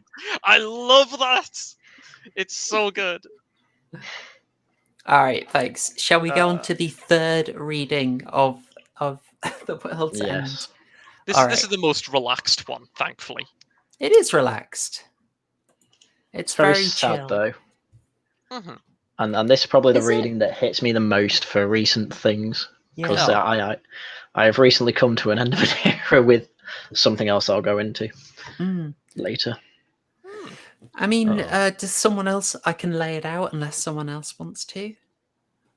No, go for it. Okay, all right. So the end of an era reading is feeding off a lot of the imagery that you have for the addiction reading. Not exactly the same stuff, but quite similar. And it's trying to deal with this idea that the creative team behind The World's End and the whole Cornetto trilogy, there's the key people in it, Simon Pegg, Nick Frost, and Edgar Wright. They've been working together for a very long time. They all the way from Spaced in 1999? 1998? Late 90s. Late 90s. So all the way from then, and they've kind of grown up now. They've been doing this so long, and it's the end of the era for them. And it feels like a message that they're going to go and do their own thing. And it's trying to talk to fans who are always wanting more. For fans who might want them to stay in the past, who might always want them to be, always doing Spaced, for instance. So always want another Cornetto movie. And it's trying to talk to that about, you have to move on. You can't just stay in the past. It's especially when you think about Spaced. About you had 12 episodes of that, right? Were there 12 episodes only Yeah, it's made? two seasons. Yeah, 2 6 seasons each. of 6. Yeah, that's all you get, and it's a beautiful thing. It's a massive high. It's so perfect, but you can't live in it. You've got to move on, otherwise you end up a bit broken. And so it's sort of talking to that. So the way Gary's always trying to get back to that is very unhealthy. He's always trying to go back to his high, his best point, and not move on. And again, that sort of reaching for the final pint that is never there. It's never going to be there because there's never going to be a thing that satisfies him. You can keep trying to push this, try to push this creative team to keep going and doing the same stuff over and over and over again, and it'll get less satisfying each time. Yeah, and So what it's trying to do is address, like, look, we've come a whole way, we've really developed, we've really grown, and we've done these things, and those things are sort of, they have their time and place, and you have to sort of deal with the pain that they're wonderful, they were beautiful things, but they are static moments in time, and we have to move on. Yeah, and also on a point of kind of always trying to chase that last point. When he tries to replace his last point, they end up literally going into the depths of hell in quite a literal fashion. That's very Jordan Peterson. Can I have that in a JBP voice? Oh, crime guy, that's your department. What do you want me to say? While he's trying to reach for his final pint, he ends up in the depths of hell. While he's trying to reach for his final pint, he ends up in the depths of hell. And that's so good, right, man. That's not good. That's bloody bad. And that's that. And that's that. So what you're saying is drinking any form of alcohol condemns you to hell. Is that what you're saying, crime guy? Based. Yes. I think that's what Jordan Peterson's saying.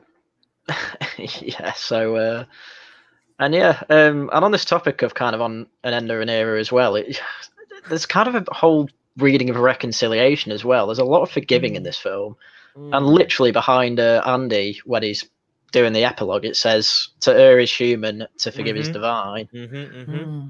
Yeah. I think that also, I will say actually that's a good reminder. I think that also plays into Gary's Gary's forgiving of the blanks for the sins of the maybe. network. Yeah, I can see that. That's all I'll say. Yeah, I just don't think he thinks that much into these things. I think Gary was literally just trying. That's the thing. I think one of the secret things of the movie is Gary is thinking a lot. He is the one who brings up "to err is human" in the finale, so it's clearly something he's heard before and to a degree believes in. And while it would be a very Gary thing to care about the start of it and then not even know that there's a second part to the quote, but I think that Gary has a lot of hidden depths that are barely scratched upon from what we see of him in the movie. So I could believe that he's actually aware of the full quote. He might be aware. Yeah, he might be aware of it and subconscious about it, but I just don't think he cared that the world ended. To be honest, that's fair. Yeah, probably not. Yeah. I don't think he cares enough to actually forgive anything. I don't know, because Gary is just a piece of shit throughout the film because he's so thoughtless. So yeah. But I think when it comes to kind of people letting like Oliver with his football head still be a real estate agent and trust him, that's kind of forgiveness as well. Whereas and if you don't forgive, you get chopped up by the king and his sword. Let's say this is. I find this extremely relevant. This is part of the reason why I connect to The World's End more than any of the others, is because this idea of eras passing and having to move on and progress. It's like that becomes increasingly relevant as you get older. You recognize that there have been times where something was that thing was your life, right? And you can't believe that thing or that person won't be in your life anymore. and then you kind of move on and you go through a few things, and you have to sort of make it's kind of bittersweet making a peace with it.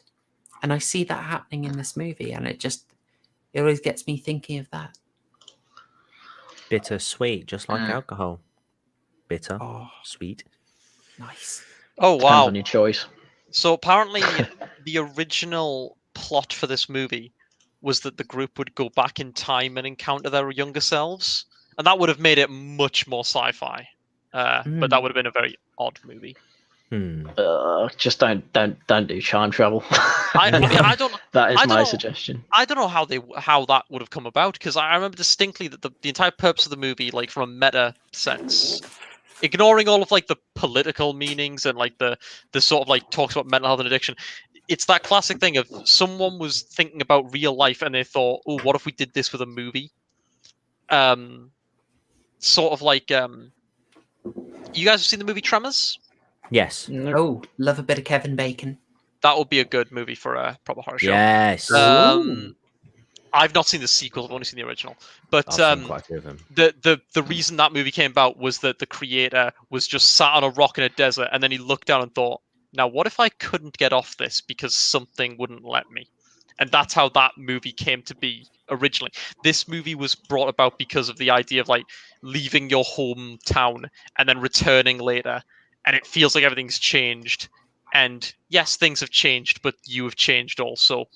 And that's like, but obviously here, literally everyone is different people. So it's like, it's taking the metaphorical and making it literal. But I don't know how they would have done that, like with actual time travel. That would have been fucking weird. Yeah, this is a much better interpretation, much better plot. I'm also appreciating the kind of irony that we're talking about this end of an era looking back thing, whilst looking back at the film. Yeah. Yeah. Wait. 8 years ago. My goodness. Seems like it was only yesterday I watched this film. Absolutely. Oh, wait. Get out. Ah. Nonsense. I saw it in an overpriced, sticky, and crappy Odeon. Still, worth it. Gosh. Yeah. Oh yeah. It's that good. I didn't mind paying 14 quid for the ticket. Whereas I'm mad to this day about paying £21 to see Mockingjay Part 2. Oh. I know. Oh. How do trilogies always ruin the last part? I actually find it amazing. To a degree, I mean, I remember liking the Mockingjay book quite a bit because it's the kind books of are fine. Yeah, I quite like the Hunger Games as like a brutally realistic portrayal of what would happen if, a teenager decided to be this kind of like hero in a war. They end up fucking like Oh my god, broken she did not and decide depressed. anything in that film, in those books. Nothing about well, those books. yeah, but this is what happens when you end up in this position, though. Like by the end of it, she is like basically got PTSD and is broken psychologically. Oh, it's really good, yeah. I mean, she's deaf throughout them, isn't she? I Or think in the first one. Well, I think at one point, yeah, she like gets caught in an explosion and she has like a cochlear implant. Oh yeah, she gets that. Yeah, it's really good. The books are way better than the films. I don't know how Cringes they then did the films. to bonk the car. I should get that on a wall. I'm getting a lot of ooh-woos in the chat. I'm liking this. You can send your ooh-woos. Oh dear. But, yes, Mr. Gently Benevolent. 21 bloody quid. That is pretty good. 21 quid back when Mockingjay came out as well. Where the fuck did you go? It was a picture house in Leicester Square. They're nice cinemas, but I just didn't know. And you've had to queue up for like 5 minutes to get your ticket, and when they say 21 quid, it's like, it wasn't really? it wasn't the cinema where they show The Room once a month, was it? No, the Prince Charles. No, I used to go there a lot. I've seen The Room about 3 or 4 times. I need to see The Room there. It's so good. TK, I watched The Last Jedi in theaters, and I'm so sorry to hear that. That was an unpleasant experience. I watched it twice. What? Oh fucking hell! What? Yeah, I watched it. Well, I watched it once myself at like the midnight viewing. So I'm like, oh, I'm a massive Star Wars nerd. Then it was The Last Jedi, and I'm like, wow, that was shit. Wait, then you went back with friends, I guess. I went back. Yeah, I went back with family because we do it every Christmas whenever there's a Star Wars movie out. Jesus. I found out that day my brother cried during that film, and I'm like, why? Because it was so bad. He's like, no, because Yoda came back, and I'm like, but it didn't make sense. What is it Mate. with all you people crying over bits in films? I don't. I've never cried in a film. Hang on, There's Prime Guy, one- you were literally the guy who came to my stream last night and went, right, I've watched The World's End. Zen, you say you like this because you connect with the main character. We need to have a talk later. Yeah, that Yeah, is we're not having that something to talk be now. proud of. Yeah, oh yeah. We're having that talk now. Aye. And then I get the Oh. revelation that y'all are bawling over it. And Yes, I think because I wanna like, the see concept Harry of a and cry. character being like completely left behind by the world around him and seeing everyone around him getting the lives they want is incredibly relatable to me. If you Okay. want to, yeah. man reads lines in sad voice. If you want to see me cry at a piece of media, watch the Simpsons episode where it's about how Maggie was born. The ending of that Oh, do episode it for gets her. me every time. Yeah, do it for Do her. it for her. Just sit me down in front of that. Ah. I cry every time. hang on, I want to know, did you cry at Jurassic Bark, the Futurama episode? Or who no, doesn't? because I've got a really weird. I just don't. It's a good episode, and I get why people get emotionally attached to it, but I just don't have the emotional connection to animals that every other person on the planet does. You hear that, Peter? I say hunt more foxes. Okay, folks, our next Plenty stream around is here. going to be the Green Mile, followed by a I've well-known seen that. Japanese Oh, okay. It's not going to be the Green Mile. It's going to be a Japanese classic called Daremo Shiranai. And if that doesn't work, I don't know. There's a Korean film called Brotherhood that'll probably do the job. I did not cry in the Green Mile either. No. How neither did did you I. not cry in the Green Mile? I mean, the Jeez. things you cry It's to so are racist. entirely based on your own personality. So you know, Yeah, maybe.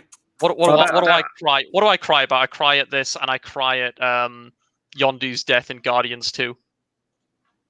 It may be your father, kid, but he Yeah, ain't your daddy. daddy. Yeah, your daddy. Actually, it's not even that. It was that scene, but also the scene earlier with him where he talks to Rocket about how they're both broken inside. That one hurts as well. Oh. Yeah, and Maggie Makes Three's the episode. Chat, what can we show Harry in to make him cry?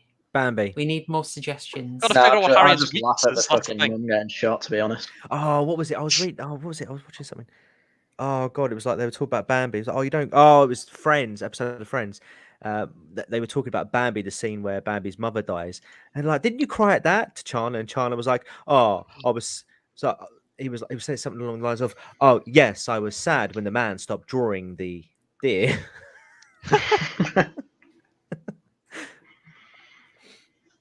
Ah, dear. Show You'll Harry the never rock make things me will cry. and split open. No, that looks really cool. Ah, I've seen like they do tests with rocks like that. They put pressure out the side to see how it faults. So I don't mind watching that. It's very interesting. Harry likes torturing rocks. I do, yeah. They don't feel pain. That's why you Hello. can get away with raping them and molesting them. And welcome to the show. Ah. In today's video, we'll be family-friendly describing- stream, guys. A boulder-loving, torturing freak. Yes. Yes. Dear. Gosh darn it, guys. But Can yeah. I just mention as well, while we've completely derailed this stream for the time being, going back to the first theme, look what's in between those two. Drink Yeah. responsibly. Oh, nice. Yeah. Nice framing. That's a good catch. Hang on. Michael Scheel, the Korean movie is Taegukgi, or Brotherhood is the English title. It's quite it leans into the slightly more melodramatic style of Korean cinema, of a lot of Korean cinema, I should say. It's all about the Korean War and the separation into North and South Korea. Very good stuff, really good, very emotional. I may as well think watch you might like it. MASH. Mm. Harry has split a few rocks in his time, I'm sure. Ooh woo. Yes. Harrian was a bit reserved until he started feeling a little bolder. Oh, Ri- oh, Richard, That is I've just awful. responded, but yeah, unfortunately, Kermit is the best I know it was more Kermit than Peterson, but that's the best I can do. Aren't they the same Peterson person? is Kermit. Yeah. Mate, All right. I want every single Peterson speech to just be dubbed over clips of the Muppets because it works so well. Someone All must right, have done that. let's pull this stream back on track. Yes, Richard, he folks, did back actually. Yeah, he did cry at the end of every episode of everything. on- you've seen it already. Okay. In that case, I'll recommend the Japanese one again. Dare mo shiranai. It's nobody knows in the English. So try and find that one. It's that'll get you reaching for the tissues, one way or another. Ooh, So, woo. Okay, so those are the three main readings I wanted to cover there. And it's just like I don't see people talk about this last one very much, but that one I feel is Well- like quite personal, you know. This one's a bit more of a meta sense, isn't it? Hmm, I think that's why. 'Cause very meta. I'd say reconciliation is more a theme in the actual film rather than this end of an era, which is more meta when Yeah. it comes to the actual text of it. Though end of an era is still there because obviously it's like end of school, right? We're going to do an end of school pub crawl, and it's kind of like end of an era. I mean, they literally blow up the planet, and they're swung out of the golden age that they're in back to the dark ages. And the entire movie is about nostalgia for the good old days. Yeah, and it kind of shows that with an end of an era, you know, all right, you're erupted into chaos, but you know, there's opportunity there as well. Literally, everyone is happier. Except the dead people. Based. Well, no, even the dead people are happier because the blanks just swing right back into it. Because who's the one that isn't fighting? Not Oman. Well, he goes back to being an but estate agent. Yeah, he just goes back to normal, which he's happy with. And then the other one, Peter, he goes back and you see him smiling. At the start when he's with his family, he's kind of just fed up and hiding behind the newspaper. But there he actually seems happy. I mean, his wife doesn't. And did you notice what was written on the newspaper as well? By the way, no. Study finds Britons are happier or something like that, or study shows happiness increase or something like that. It's like, YouGov studies. Interesting. 71% off. Yeah, I didn't say 70%. Yeah. Okay. I'm not going to get a chance to say this anywhere else, but I'll drop it now. I've been with YouGov for a very long time. Oh boy. Leftist. And I have. I wanted to get Space my communist opinion heard. detected. I was getting a lot of YouGov surveys asking about, let's say, a particular current set of policies, and I gave my opinions. And they never asked again? Yeah, they stopped asking. So if you're wondering how they get that 71%, they can say it's a representative of all demographics across Britain. I'm not sure if it's necessarily, representative of previous answers to questions. And I'll leave it at that. This is a running thing I have heard. I need to get it myself and see. Try it. I can talk more about this stuff in the back room after the stream. Yeah. Okay, so with those three readings covered, also I can totally believe this is because I've got very carrot pilled and prim leanings. Let's be honest. I love the term carrot pill. Oh yes. We'll finish the stream by playing the song if you're particularly misbehaved. But chat, I ate my own beetroot tonight. Oh, it's delicious. The Phil's away shop bought beetroot never will. You ate your own beetroot? What kind of analogy is this? You're very flexible. All right. Moving on. I can believe people being happier in a sort of post-modernity collapsed world, but possibly I'm a tad unusual. Gridwalker. Yes, absolutely. Kekistani Vicar, no. You take the carrot pill, my friend. You'll never regret it. So that's basically everything I want to say interpretation wise, but I've got I'm sure there's like Zen particularly, I'm sure you've got more to say, but I just want to take a note here as like the last bit on this end of an era thing is just pointing out just how much of a stretch this was for Pegg and Frost. And Nick Frost in particular is asked to do more in this film than anyone else. Than he's ever been. Like he was very good in Shaun of the Dead and Hot Fuzz. So that's kind of a character that he can probably do sort of in his sleep. This one, I've never seen him as the straight man before.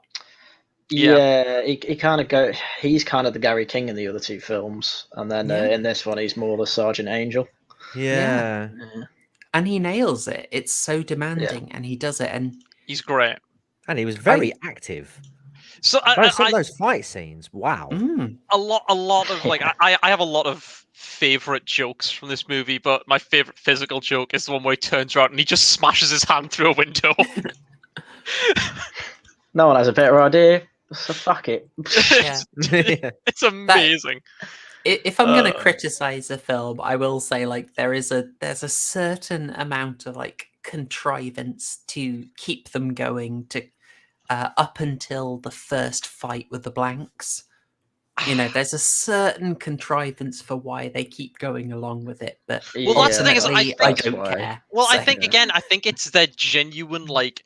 I think to a degree, even subconsciously, they all knew something was up. I mean, they all knew that like his mum they believed that his mum had died, and so they were kind of like this was their kind of like way to kind of like almost a funeral for her with him, like that. This is their like trying to keep him company for it.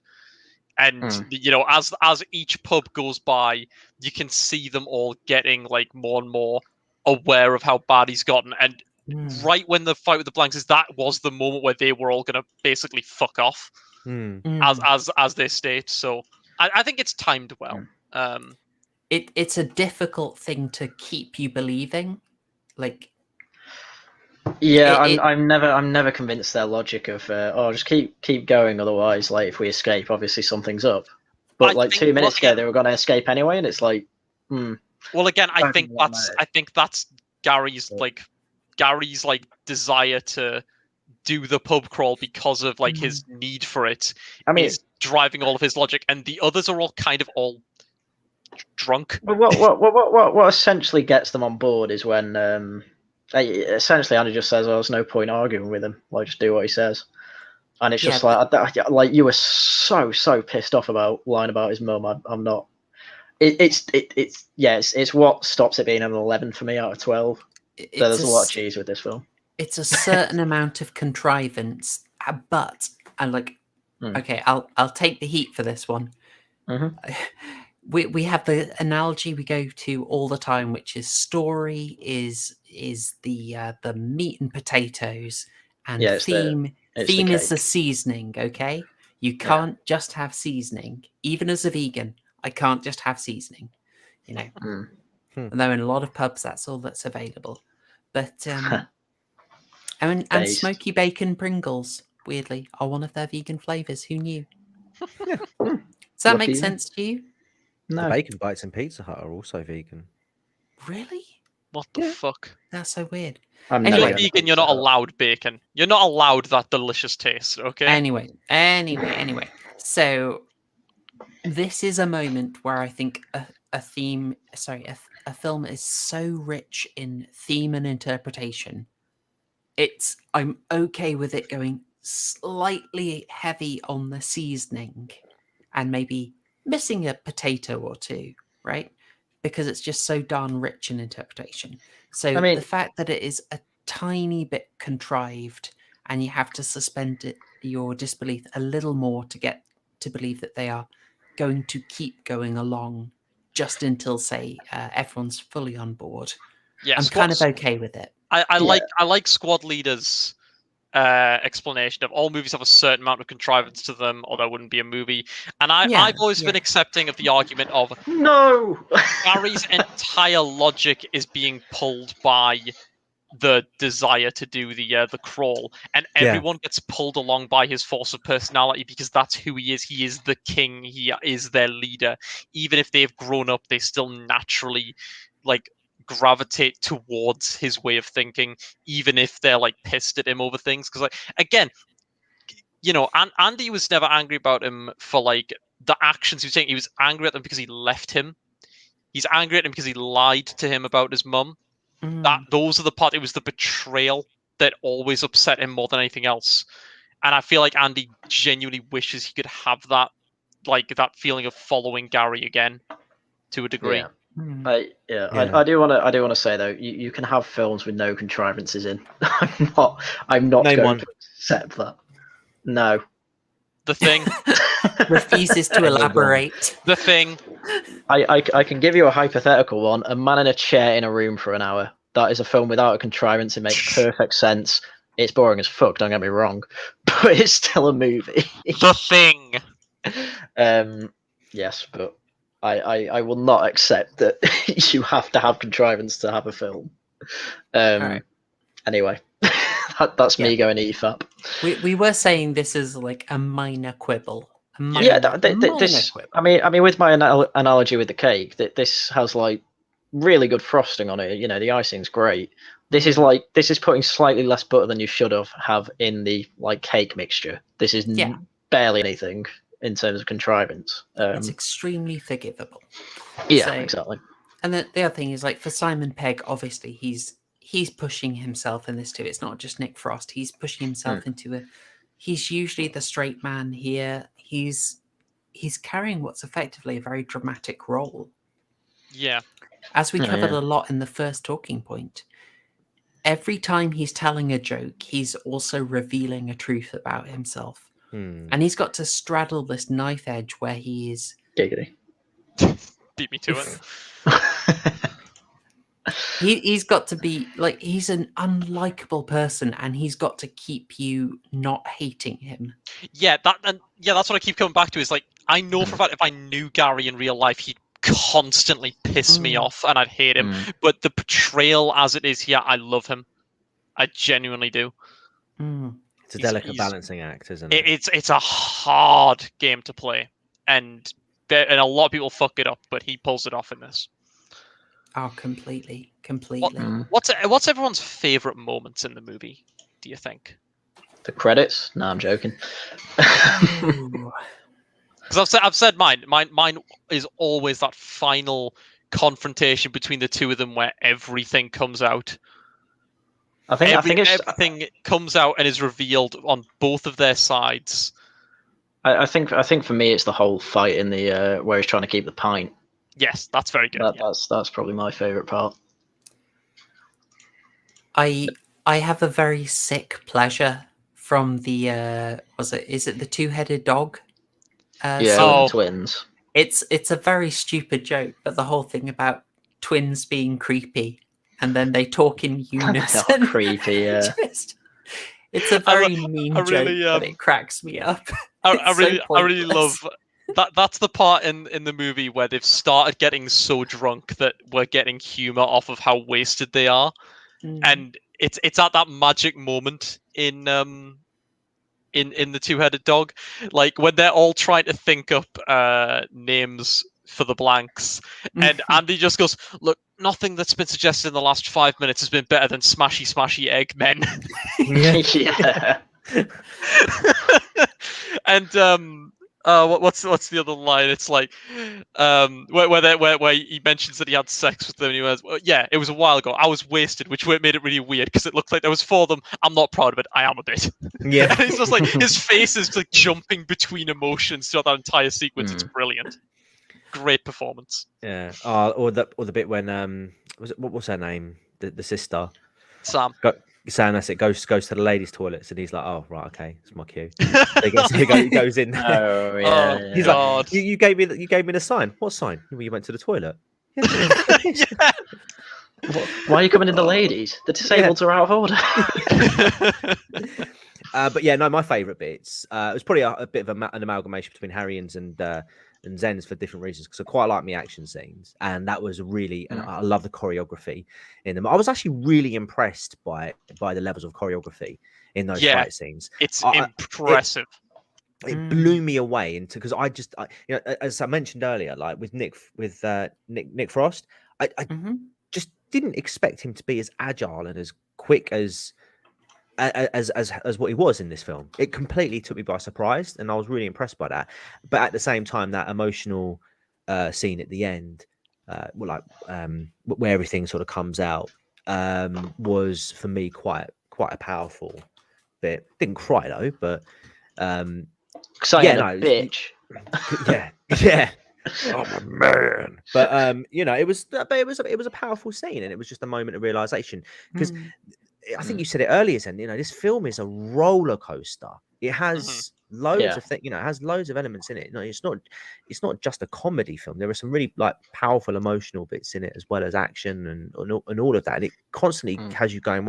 And that was one scene which, again, just completely sort of took me from the brilliant sort of fighting comedy bits, and then it just tone change straight away, and it was like, whoa, okay, love that.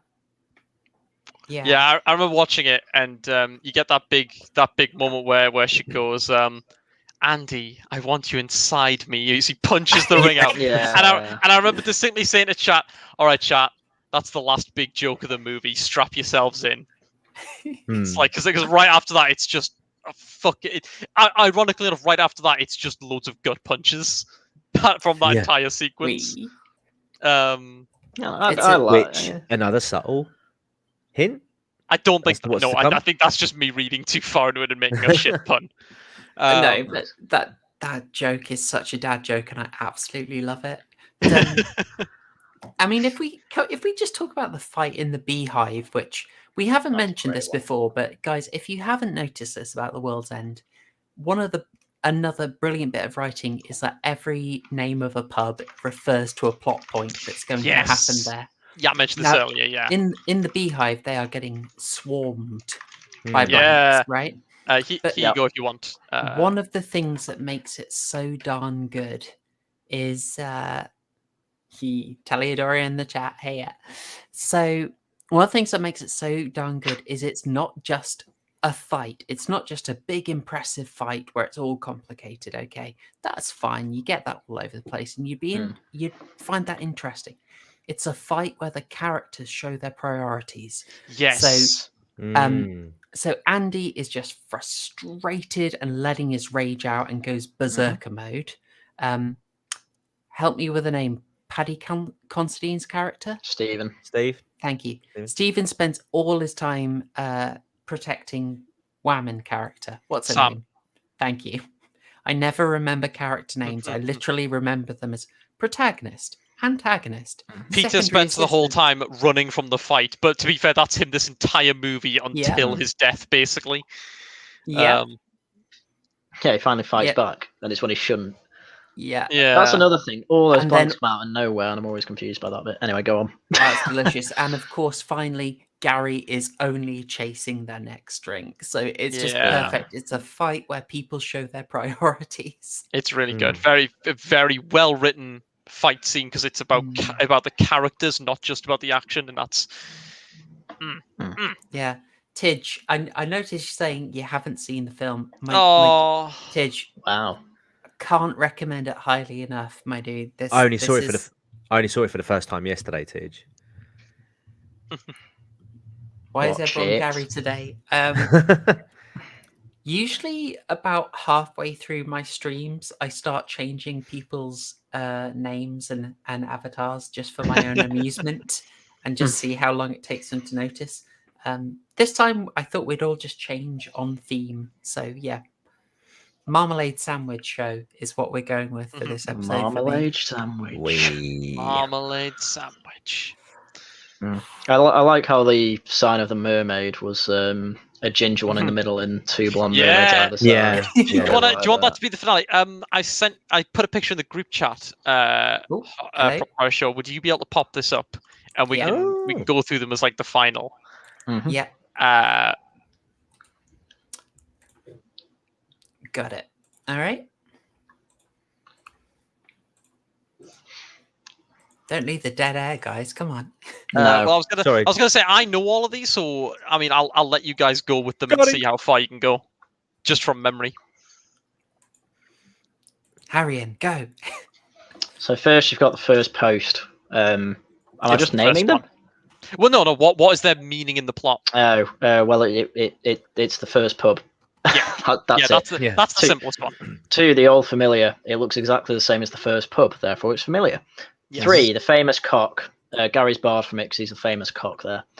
4, Yeah. the cross hands. 5 hands crossing each other over a checkered floor. That's because they all finally team up together to fight the blanks. Yep. 6, the beehive. That's when they find out about the network a bit more. What? No, What? 6. 5, No, the good, five. 5, the good companions. That's when they have to stick together. They just go in that pub for a quick drink and to go out. And it has And- one smiling face with 4 sad ones because Yeah. the 4 sad ones are following the happy Gary. 6, the beehive, because it's the No. 6th one. It's a 7. hexagon. No, the beehive's the 9th one. I don't know why I keep going beehive. So 6, the trusty servant. That's where they find the Reverend Green, who is the trusty servant who gives them drugs. Trades for drugs even. 7, the 2-headed dog. That's where they fight the twins. 8, the mermaids, where they get kind of they get seduced by the 3 sirens. 9 is the beehive. Finally, that's where they find out about the network and where they're swarmed by bees of the blanks. 10, the king's head. Gary hits his head on the way in. 11, hole in the wall. Steve drives through the wall and makes a hole. 12, the world's end. The world ends. And there I believe the one they go to in the epilogue is the the Rising unofficial number Sun, 13, the Rising Sun. Yes, because there is a Which new I- dawn and all which the I chaos. like. I really like that one. So yeah, So yeah, again, the one like notable downside I always remember whenever I watch the movie is I wish each of the pubs, or at least most of them, had the introduction that the first post had. Because it's like I like learning, like, even if it's like dumb irrelevant stuff, I love learning like lore of like, oh, this is why it actually in universe was named this. I think you'd have to have a really contrived story to have him do that for each one. No, I can believe it's him trying to like big up the mystique of the Golden Mile to make it bigger than it actually is, which is just him getting pissed. And you can also have the humor of him constantly getting more and more drunk, so he keeps screwing things up and saying it worse and worse as time goes on. Well, And obviously, by the beehive, there's no way he'd be able to continue after that because they're just running from pub to pub. Yeah, that's what I mean. But I think like for at least the first 2/3, it would be really nice to like hear him keep doing that. What were you gonna say, Crime Guy? Sorry. No, it doesn't matter now, because I was going to say he does sort of big it up by making that fancy speech, doesn't he? Mm-hmm. In fact, I think Prop Horrorshow just stuck it in our chat. Tonight we will be partaking of a liquid repast as we wend our way up the Golden Mile, commencing with an inaugural tankard in the first post, then on to the old familiar, the famous cock, the cross hands, the good companions, the trusty servant, the 2-headed dog, the mermaid, the beehive, the king's head, and the hole in the wall for a measure of the same, all before the last bittersweet pint in that most fateful terminus, the world's end. Leave a light on, good lady, for though we may return with a twinkle in our eyes, we will in truth be blind drunk. Amazing. I thought I'd drop it in Beautiful. and get someone to read it, because Yeah, so I mean, this is the thing. He's always trying to kind of be a kind of leader of a group on a quest. Hence the epilogue. Yeah, it's. Do you think if he found D&D, then he probably wouldn't No. have gone down the garden? Wouldn't have gone down the path that he no, I went down? do not. I would not be surprised if we tried to play that at some point. Magic the Gathering? It's not the same. No, I know it's not, but then I just showing that I don't actually play these games. in But... fairness, if he'd gone for Magic the Gathering, he wouldn't have had money for drink and crack. So It would have saved him. yeah, it'd have come off a lot better. Exactly. I loved it when we were watching Fright Night 2011, and I just saw all the Magic the Gathering stuff. Yeah.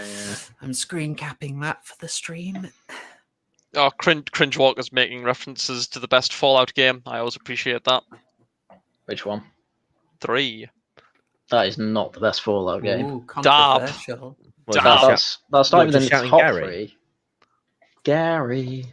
No, that's I consider that an Only Fools reference. Got it. I don't think Cringe knows what Only Fools and Horses is. Why did I get bonked about 4 minutes ago? I must have missed why everyone was doing that. Mm. Don't know. Oh well. Oh well. Oh well, indeed. Probably Folks, being horny, weren't you? Not 4 minutes ago. Okay. I wouldn't worry about it. Was it the marmalade sandwich? Was it that? Oh, that Just- might have been it. Maybe. Yes. It's a Maybe. bit noncy, really. That scene, bit noncy, you know. Yeah, you start to because you find out as well that some of the blanks haven't aged at all, Hmm. and actually, there's that one disturbing bit, wasn't it, where Sam sees the Adrian Keane. Yes. Adrian Keane, that's it, and she runs out and she's like, he died 8 months ago, 8 years ago. 8 years ago, sorry, it was in a car crash, Yeah. Motorcycle accident. in Italy. motorcycle accident, that's it, yeah. I know this movie back to front. Okay. That's why I'm double checking with you, my friend. I've only seen it once, but yeah, It's- Oh, and you get that that for me. Oh, mate, disturbing. that would be chilling. yes. If like someone you knew who had died, but I mean realistically probably didn't see the body, suddenly appears again. yeah. It's like that would be terrifying. And the way she drops her pint in the moment, it's like, yeah, you fucking would. Yeah. Uh, You're dead. What the? Great man. And it just shows as well they don't have an understanding of the of like Yeah. the emotional it's impact it would have on somebody. Oh, oh no, here you go. You can have him you can have him back now. No, it doesn't work like it's that. It's a lot like the Borg, actually. Yeah, yeah. It's there's a comic book of where the Borg feature, and they kind of like the details aren't important, but they have like a temporary alliance with the Starship Enterprise, and they elect. Oh, hang on, yeah. I was gonna say, had Simon Pegg done any Star Trek films at this time?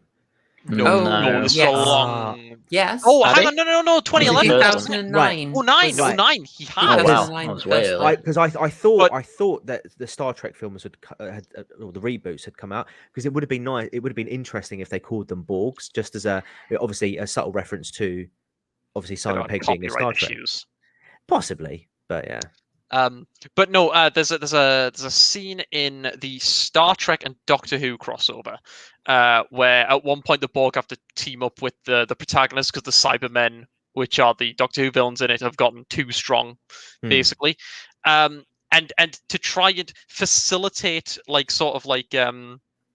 cooperation, they just bring forward like a Borged human who I think used to be a crew. I think he used to be a crewmate of Riker in the past, or something to that effect. And Riker's like, "Oh my god, it's you!" And they went, "Yes, we thought that we would bring forward someone you knew to help facilitate our cooperation." Not understands like, no, we're showing you why you hate us. yeah. It's that sort of level of misunderstanding that is it makes this kind of antagonist fascinating. Like the fact they keep trying to sit down and talk to them about it. It's like, yeah, I know we've admitted we've killed like countless people, but come on, let's have a chat. It's like, no, we're fucking done. Yeah. I found myself relating quite a bit to that because there's been a few times in speaking of D&D where I've played a tabletop game, and the dungeon master keeps trying to like have the antagonist like have like a big sort of like conversation about what was it, and the party's just like, no, fuck you, start combat.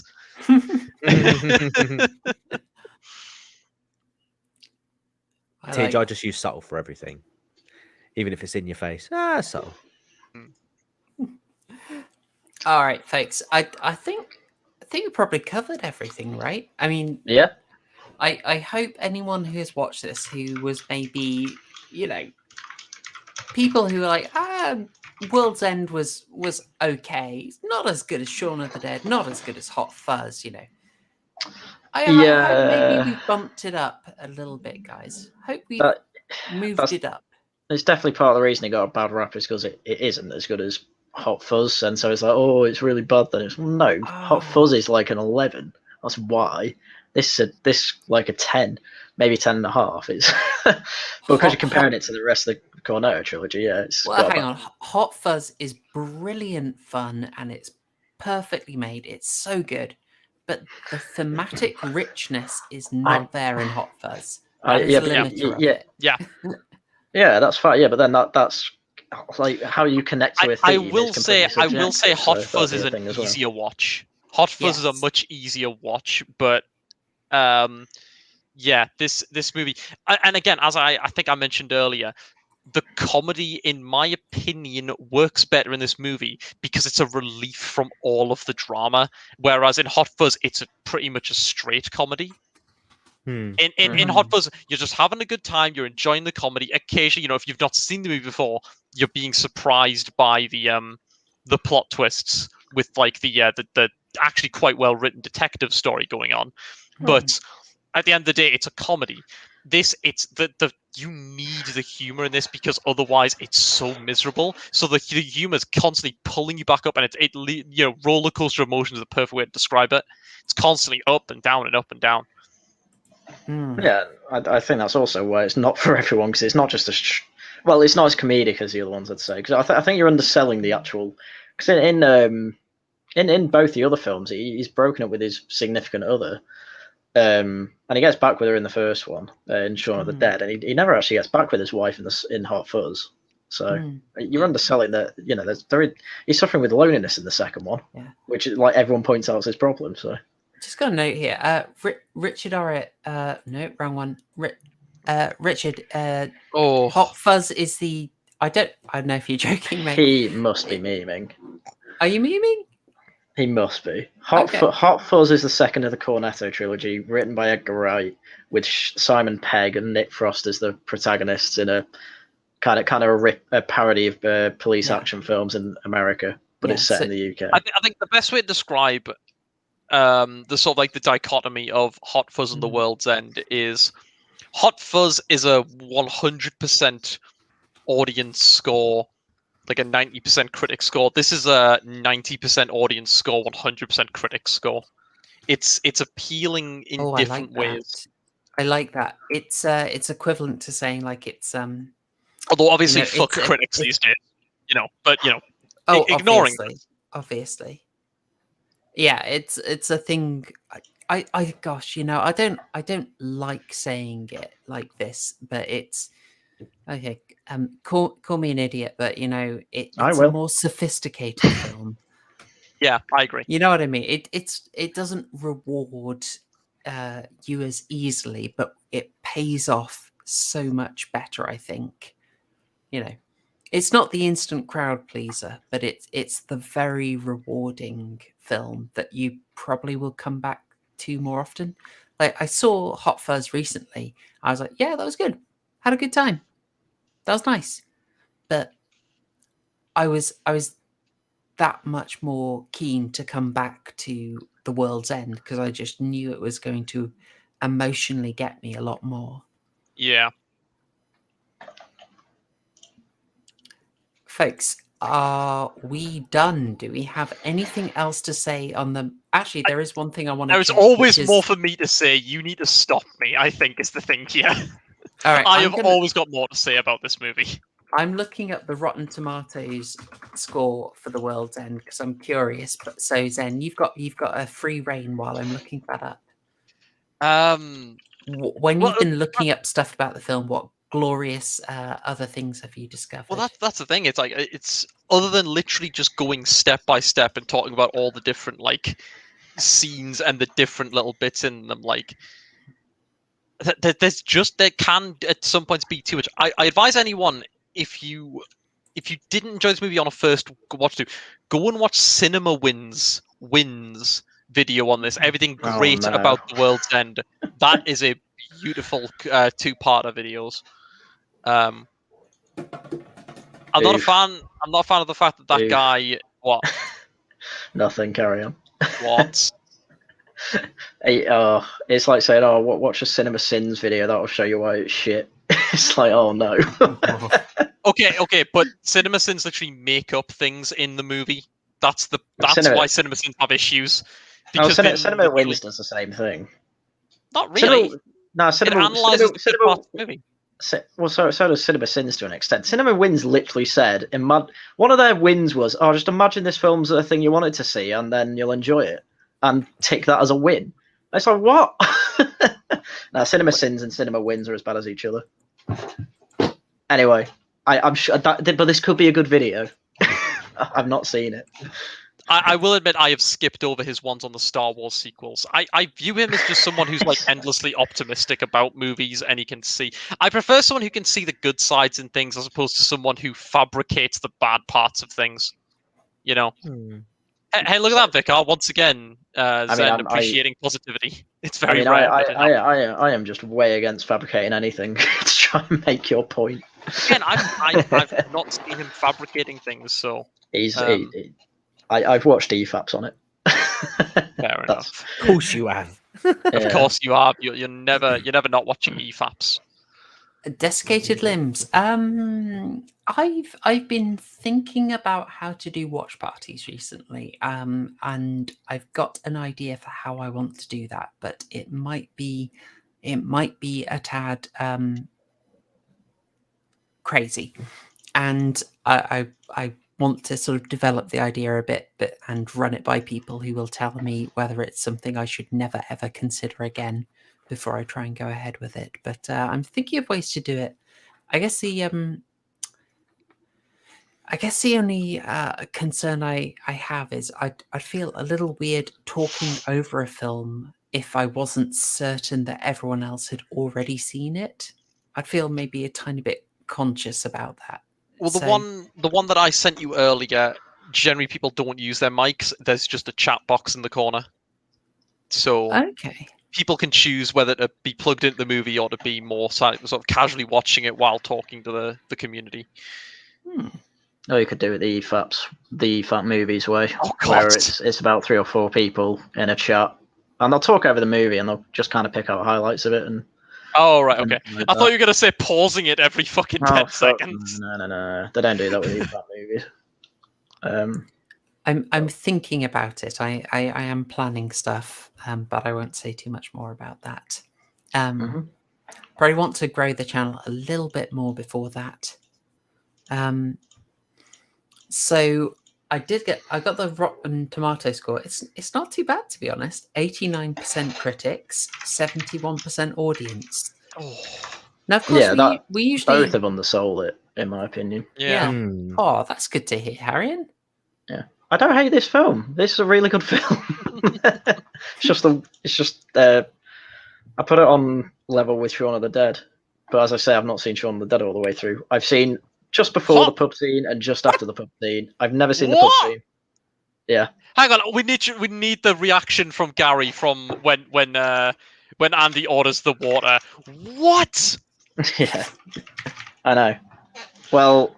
Oh. One time I was watching it and I got up just before the pub scene. I had to do something else and never finished after. And then it was randomly on TV just after the pub scene, so I watched the rest of it. Never actually saw the pub scene though, which is the best scene.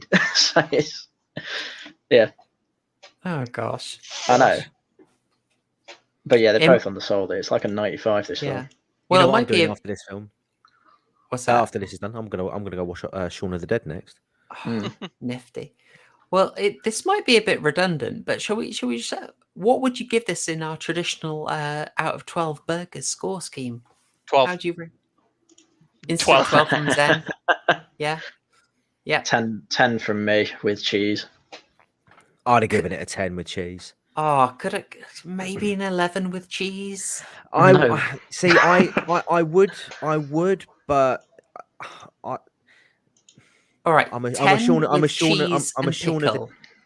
the Dead simp, so I would have given that 11. So if I had to rank them, unfortunately, it's not to say that this is a bad film because it's not getting otherwise it wouldn't be getting a 10. But it's just, there's a pedestal, and Shaun of the Dead sits on that 11 easily, and so maybe a 10.5, I'd say. All right, 10 with cheese and pickles, with some cheese, pickles, and a and a dollop of ketchup as well. I'll go for pretty much my opinion, yeah. I like from an objective standpoint. It's a solid 11 for me. Of course, the only reason it's not got that final burger is it's not Candyman. I can't wait till we watch that and I give it a 2. I mean, this film is at least the I sort of, will you know. kick you. I mean, this film is the 10 that certain groups seek to strive for, Yeah. and then some. Yes. Yeah. Desiccated Limbs. I don't have a Discord. I should probably try and do that. I'm pretty carrot pilled, to be honest. So tech is not my strong point. But if I don't make my own, I might see if I can sort of sponge an area in one of the co-hosts' Discords. Crime Guys one's pretty barren. You could set up a farm in there. Oh, lovely. It's a private Discord. Just do what I did and ask Discordia really nicely if you can live in a basement. That's literally what she's doing. Is she's just trying to, instead of making her own Discord, she's just going up to someone else's and taking up residence. Totally. The Harrian maneuver, I call it. Mine is a bit busy these days, so I'm afraid I don't think I'd have space. There may and be again, a Discord Harrian's later. already living in someone else's basement, so I think it's you're gonna have to shack up with Crime Guy, I'm afraid. Yeah, We'll see. We'll see what we can do. It might be a good idea. You got to remember, guys, I'm pretty social media reverse. I like my streams and I like my videos. Oh, that's another really good quote from the movie. Of just Sam and Stephen and Sam shacked up just outside London. It's a really nice shack, actually. Yeah. All right, folks. I had a great time with this. I think we may have to consider the slight heresy of occasional non-horror film reviews. If you guys would like, I still stand on the hill that this is a horror, but I think it is a psychological horror too. Like there's definitely ways to see it as that. Like again, the moments where there are just like blanks staring at them in the street is terrifying every time I see it. And you know, the whole premise is good, but also like just the idea of like the pain Gary's going through, even ignoring all of the alien, is quite horrifying as well. Like the levels at which he was going to do the things he was doing even before the aliens. Like God, that is quite horrifying. I mean, all three of them go on. It makes me think a bit of like Hellraiser. You think of that thing where it's like someone's normal but is going really out of their way to do horrific things to kind of appease someone. I'll keep that oblique because Hellraiser's on our list eventually. I don't want to spoil anything, but sort of made me think of that a bit. Yeah. All right. Yes. All right. I think I will draw it to a close unless anyone has anything else to add. Don't ask Zen, I'll add something. Jesus, just close it. You need to stop me immediately. All right. Subscribe to that Crime Guy. Okay, yeah. Actually, let's. Oh yeah, shit. That's a good point. Shilling. Yeah, you know what? Get shilling, guys. Get shilling. You've been great. Come on. I've put a lot of work in. So, guys, I'm a VTuber now, as Harrian will no doubt laugh at. So, I'm disgusted more than anything. My URL has changed. I'm over there. I like playing crime games, so I'm kind of stealing Crime Guy's whole deal. I'm not streaming tonight or tomorrow. You caught me on a really bad day, actually. I'm not going to be streaming for a couple days. Shit, I'll try and do something over the weekend. Something on Saturday, but yeah, come over and check me out if you enjoy me trying to be relaxed and then never be able to stop myself from veering into politics. It annoys me just as it annoys others. And we're going to get you back on this channel fairly soon, I believe. I don't think we've actually got a date set, but the first time we had you on, we did horror trailer reviews, and we saw this absolute nonsense looking. Oh God, that looks that's like a 12. Yeah. Shadow in the Clouds. If you want to, folks, if you haven't seen it, that is in our stream where we watched Army of the Dead. It's a long one, but the first bit of it is us viewing and appreciating a couple of horror trailers, and Shadow in the Clouds. Was it our Army of the Dead?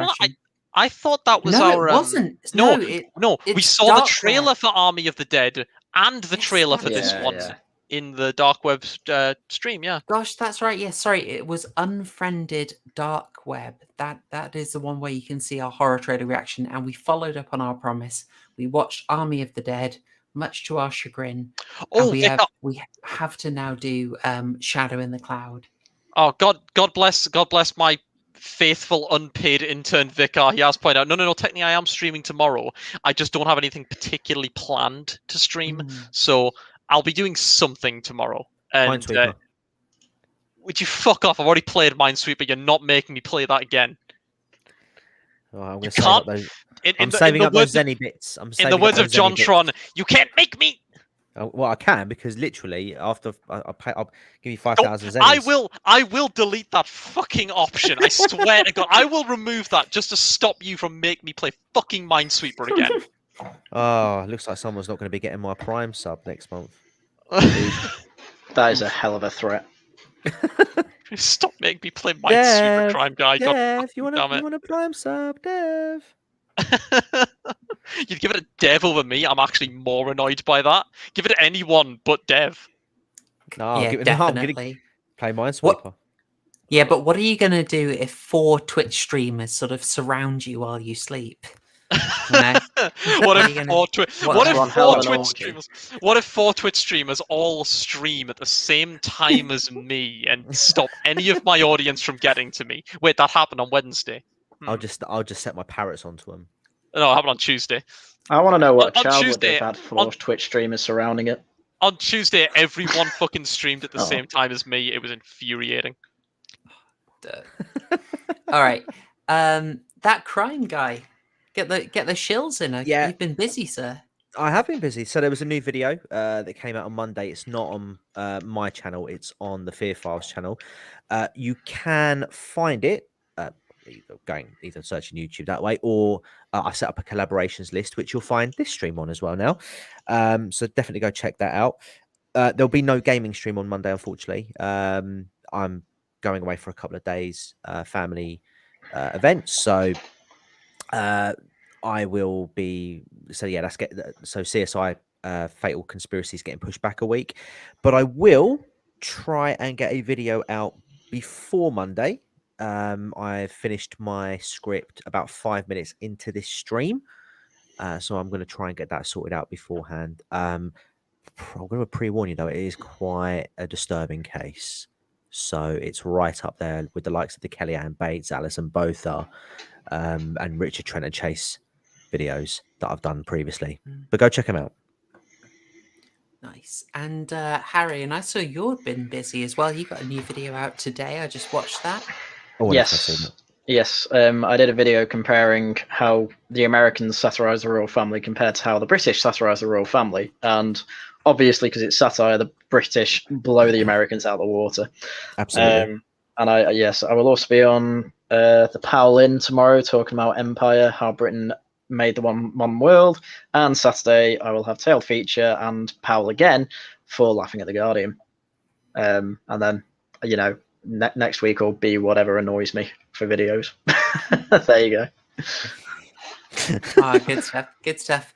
All right, and on my end, we have the regular Tuesday stream, which is going to be on House of the Devil from 2009. It is a wonderfully unusual film.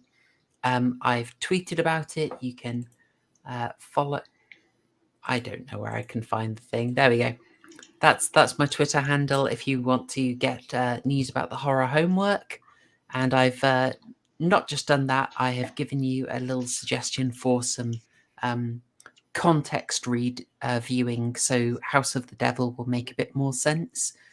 So those would be late 70s horrors like When a Stranger Calls, or Black Christmas, or the Amityville Horror.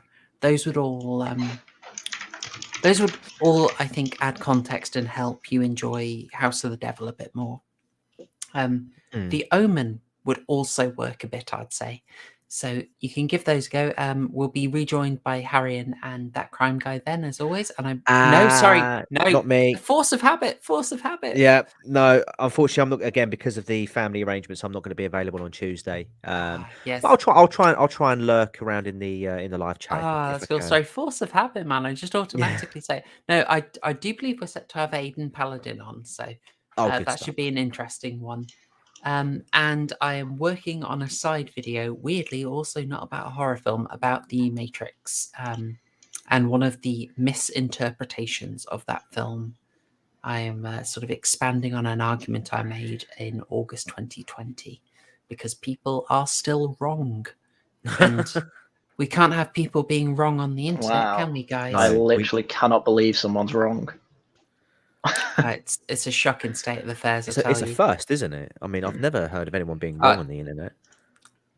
Oh my god, you have Google. Fool me once. Richard, I put you in that. Look, you're in my avatar. Don't make me take you out. All right, thanks. Well, I think that's all done and dusted. So I am going to be saying a big thank you to all the guests on the stream. Thanks to everyone who was here live, keeping the chat nice and lively, bullying Zen. And thanks to everyone watching on Catch Up. I hope you've enjoyed it. I know I saw a few people saying in response to the Twitter that they're going to rewatch The World's End before they watch the stream. Got to respect that. It's a good choice. Good choice. That is all for tonight. You know what we're all going to be up to in the upcoming week. And I hope you catch what we're doing then. So thanks, y'all. Cheers. I'm still T-Bag from the block.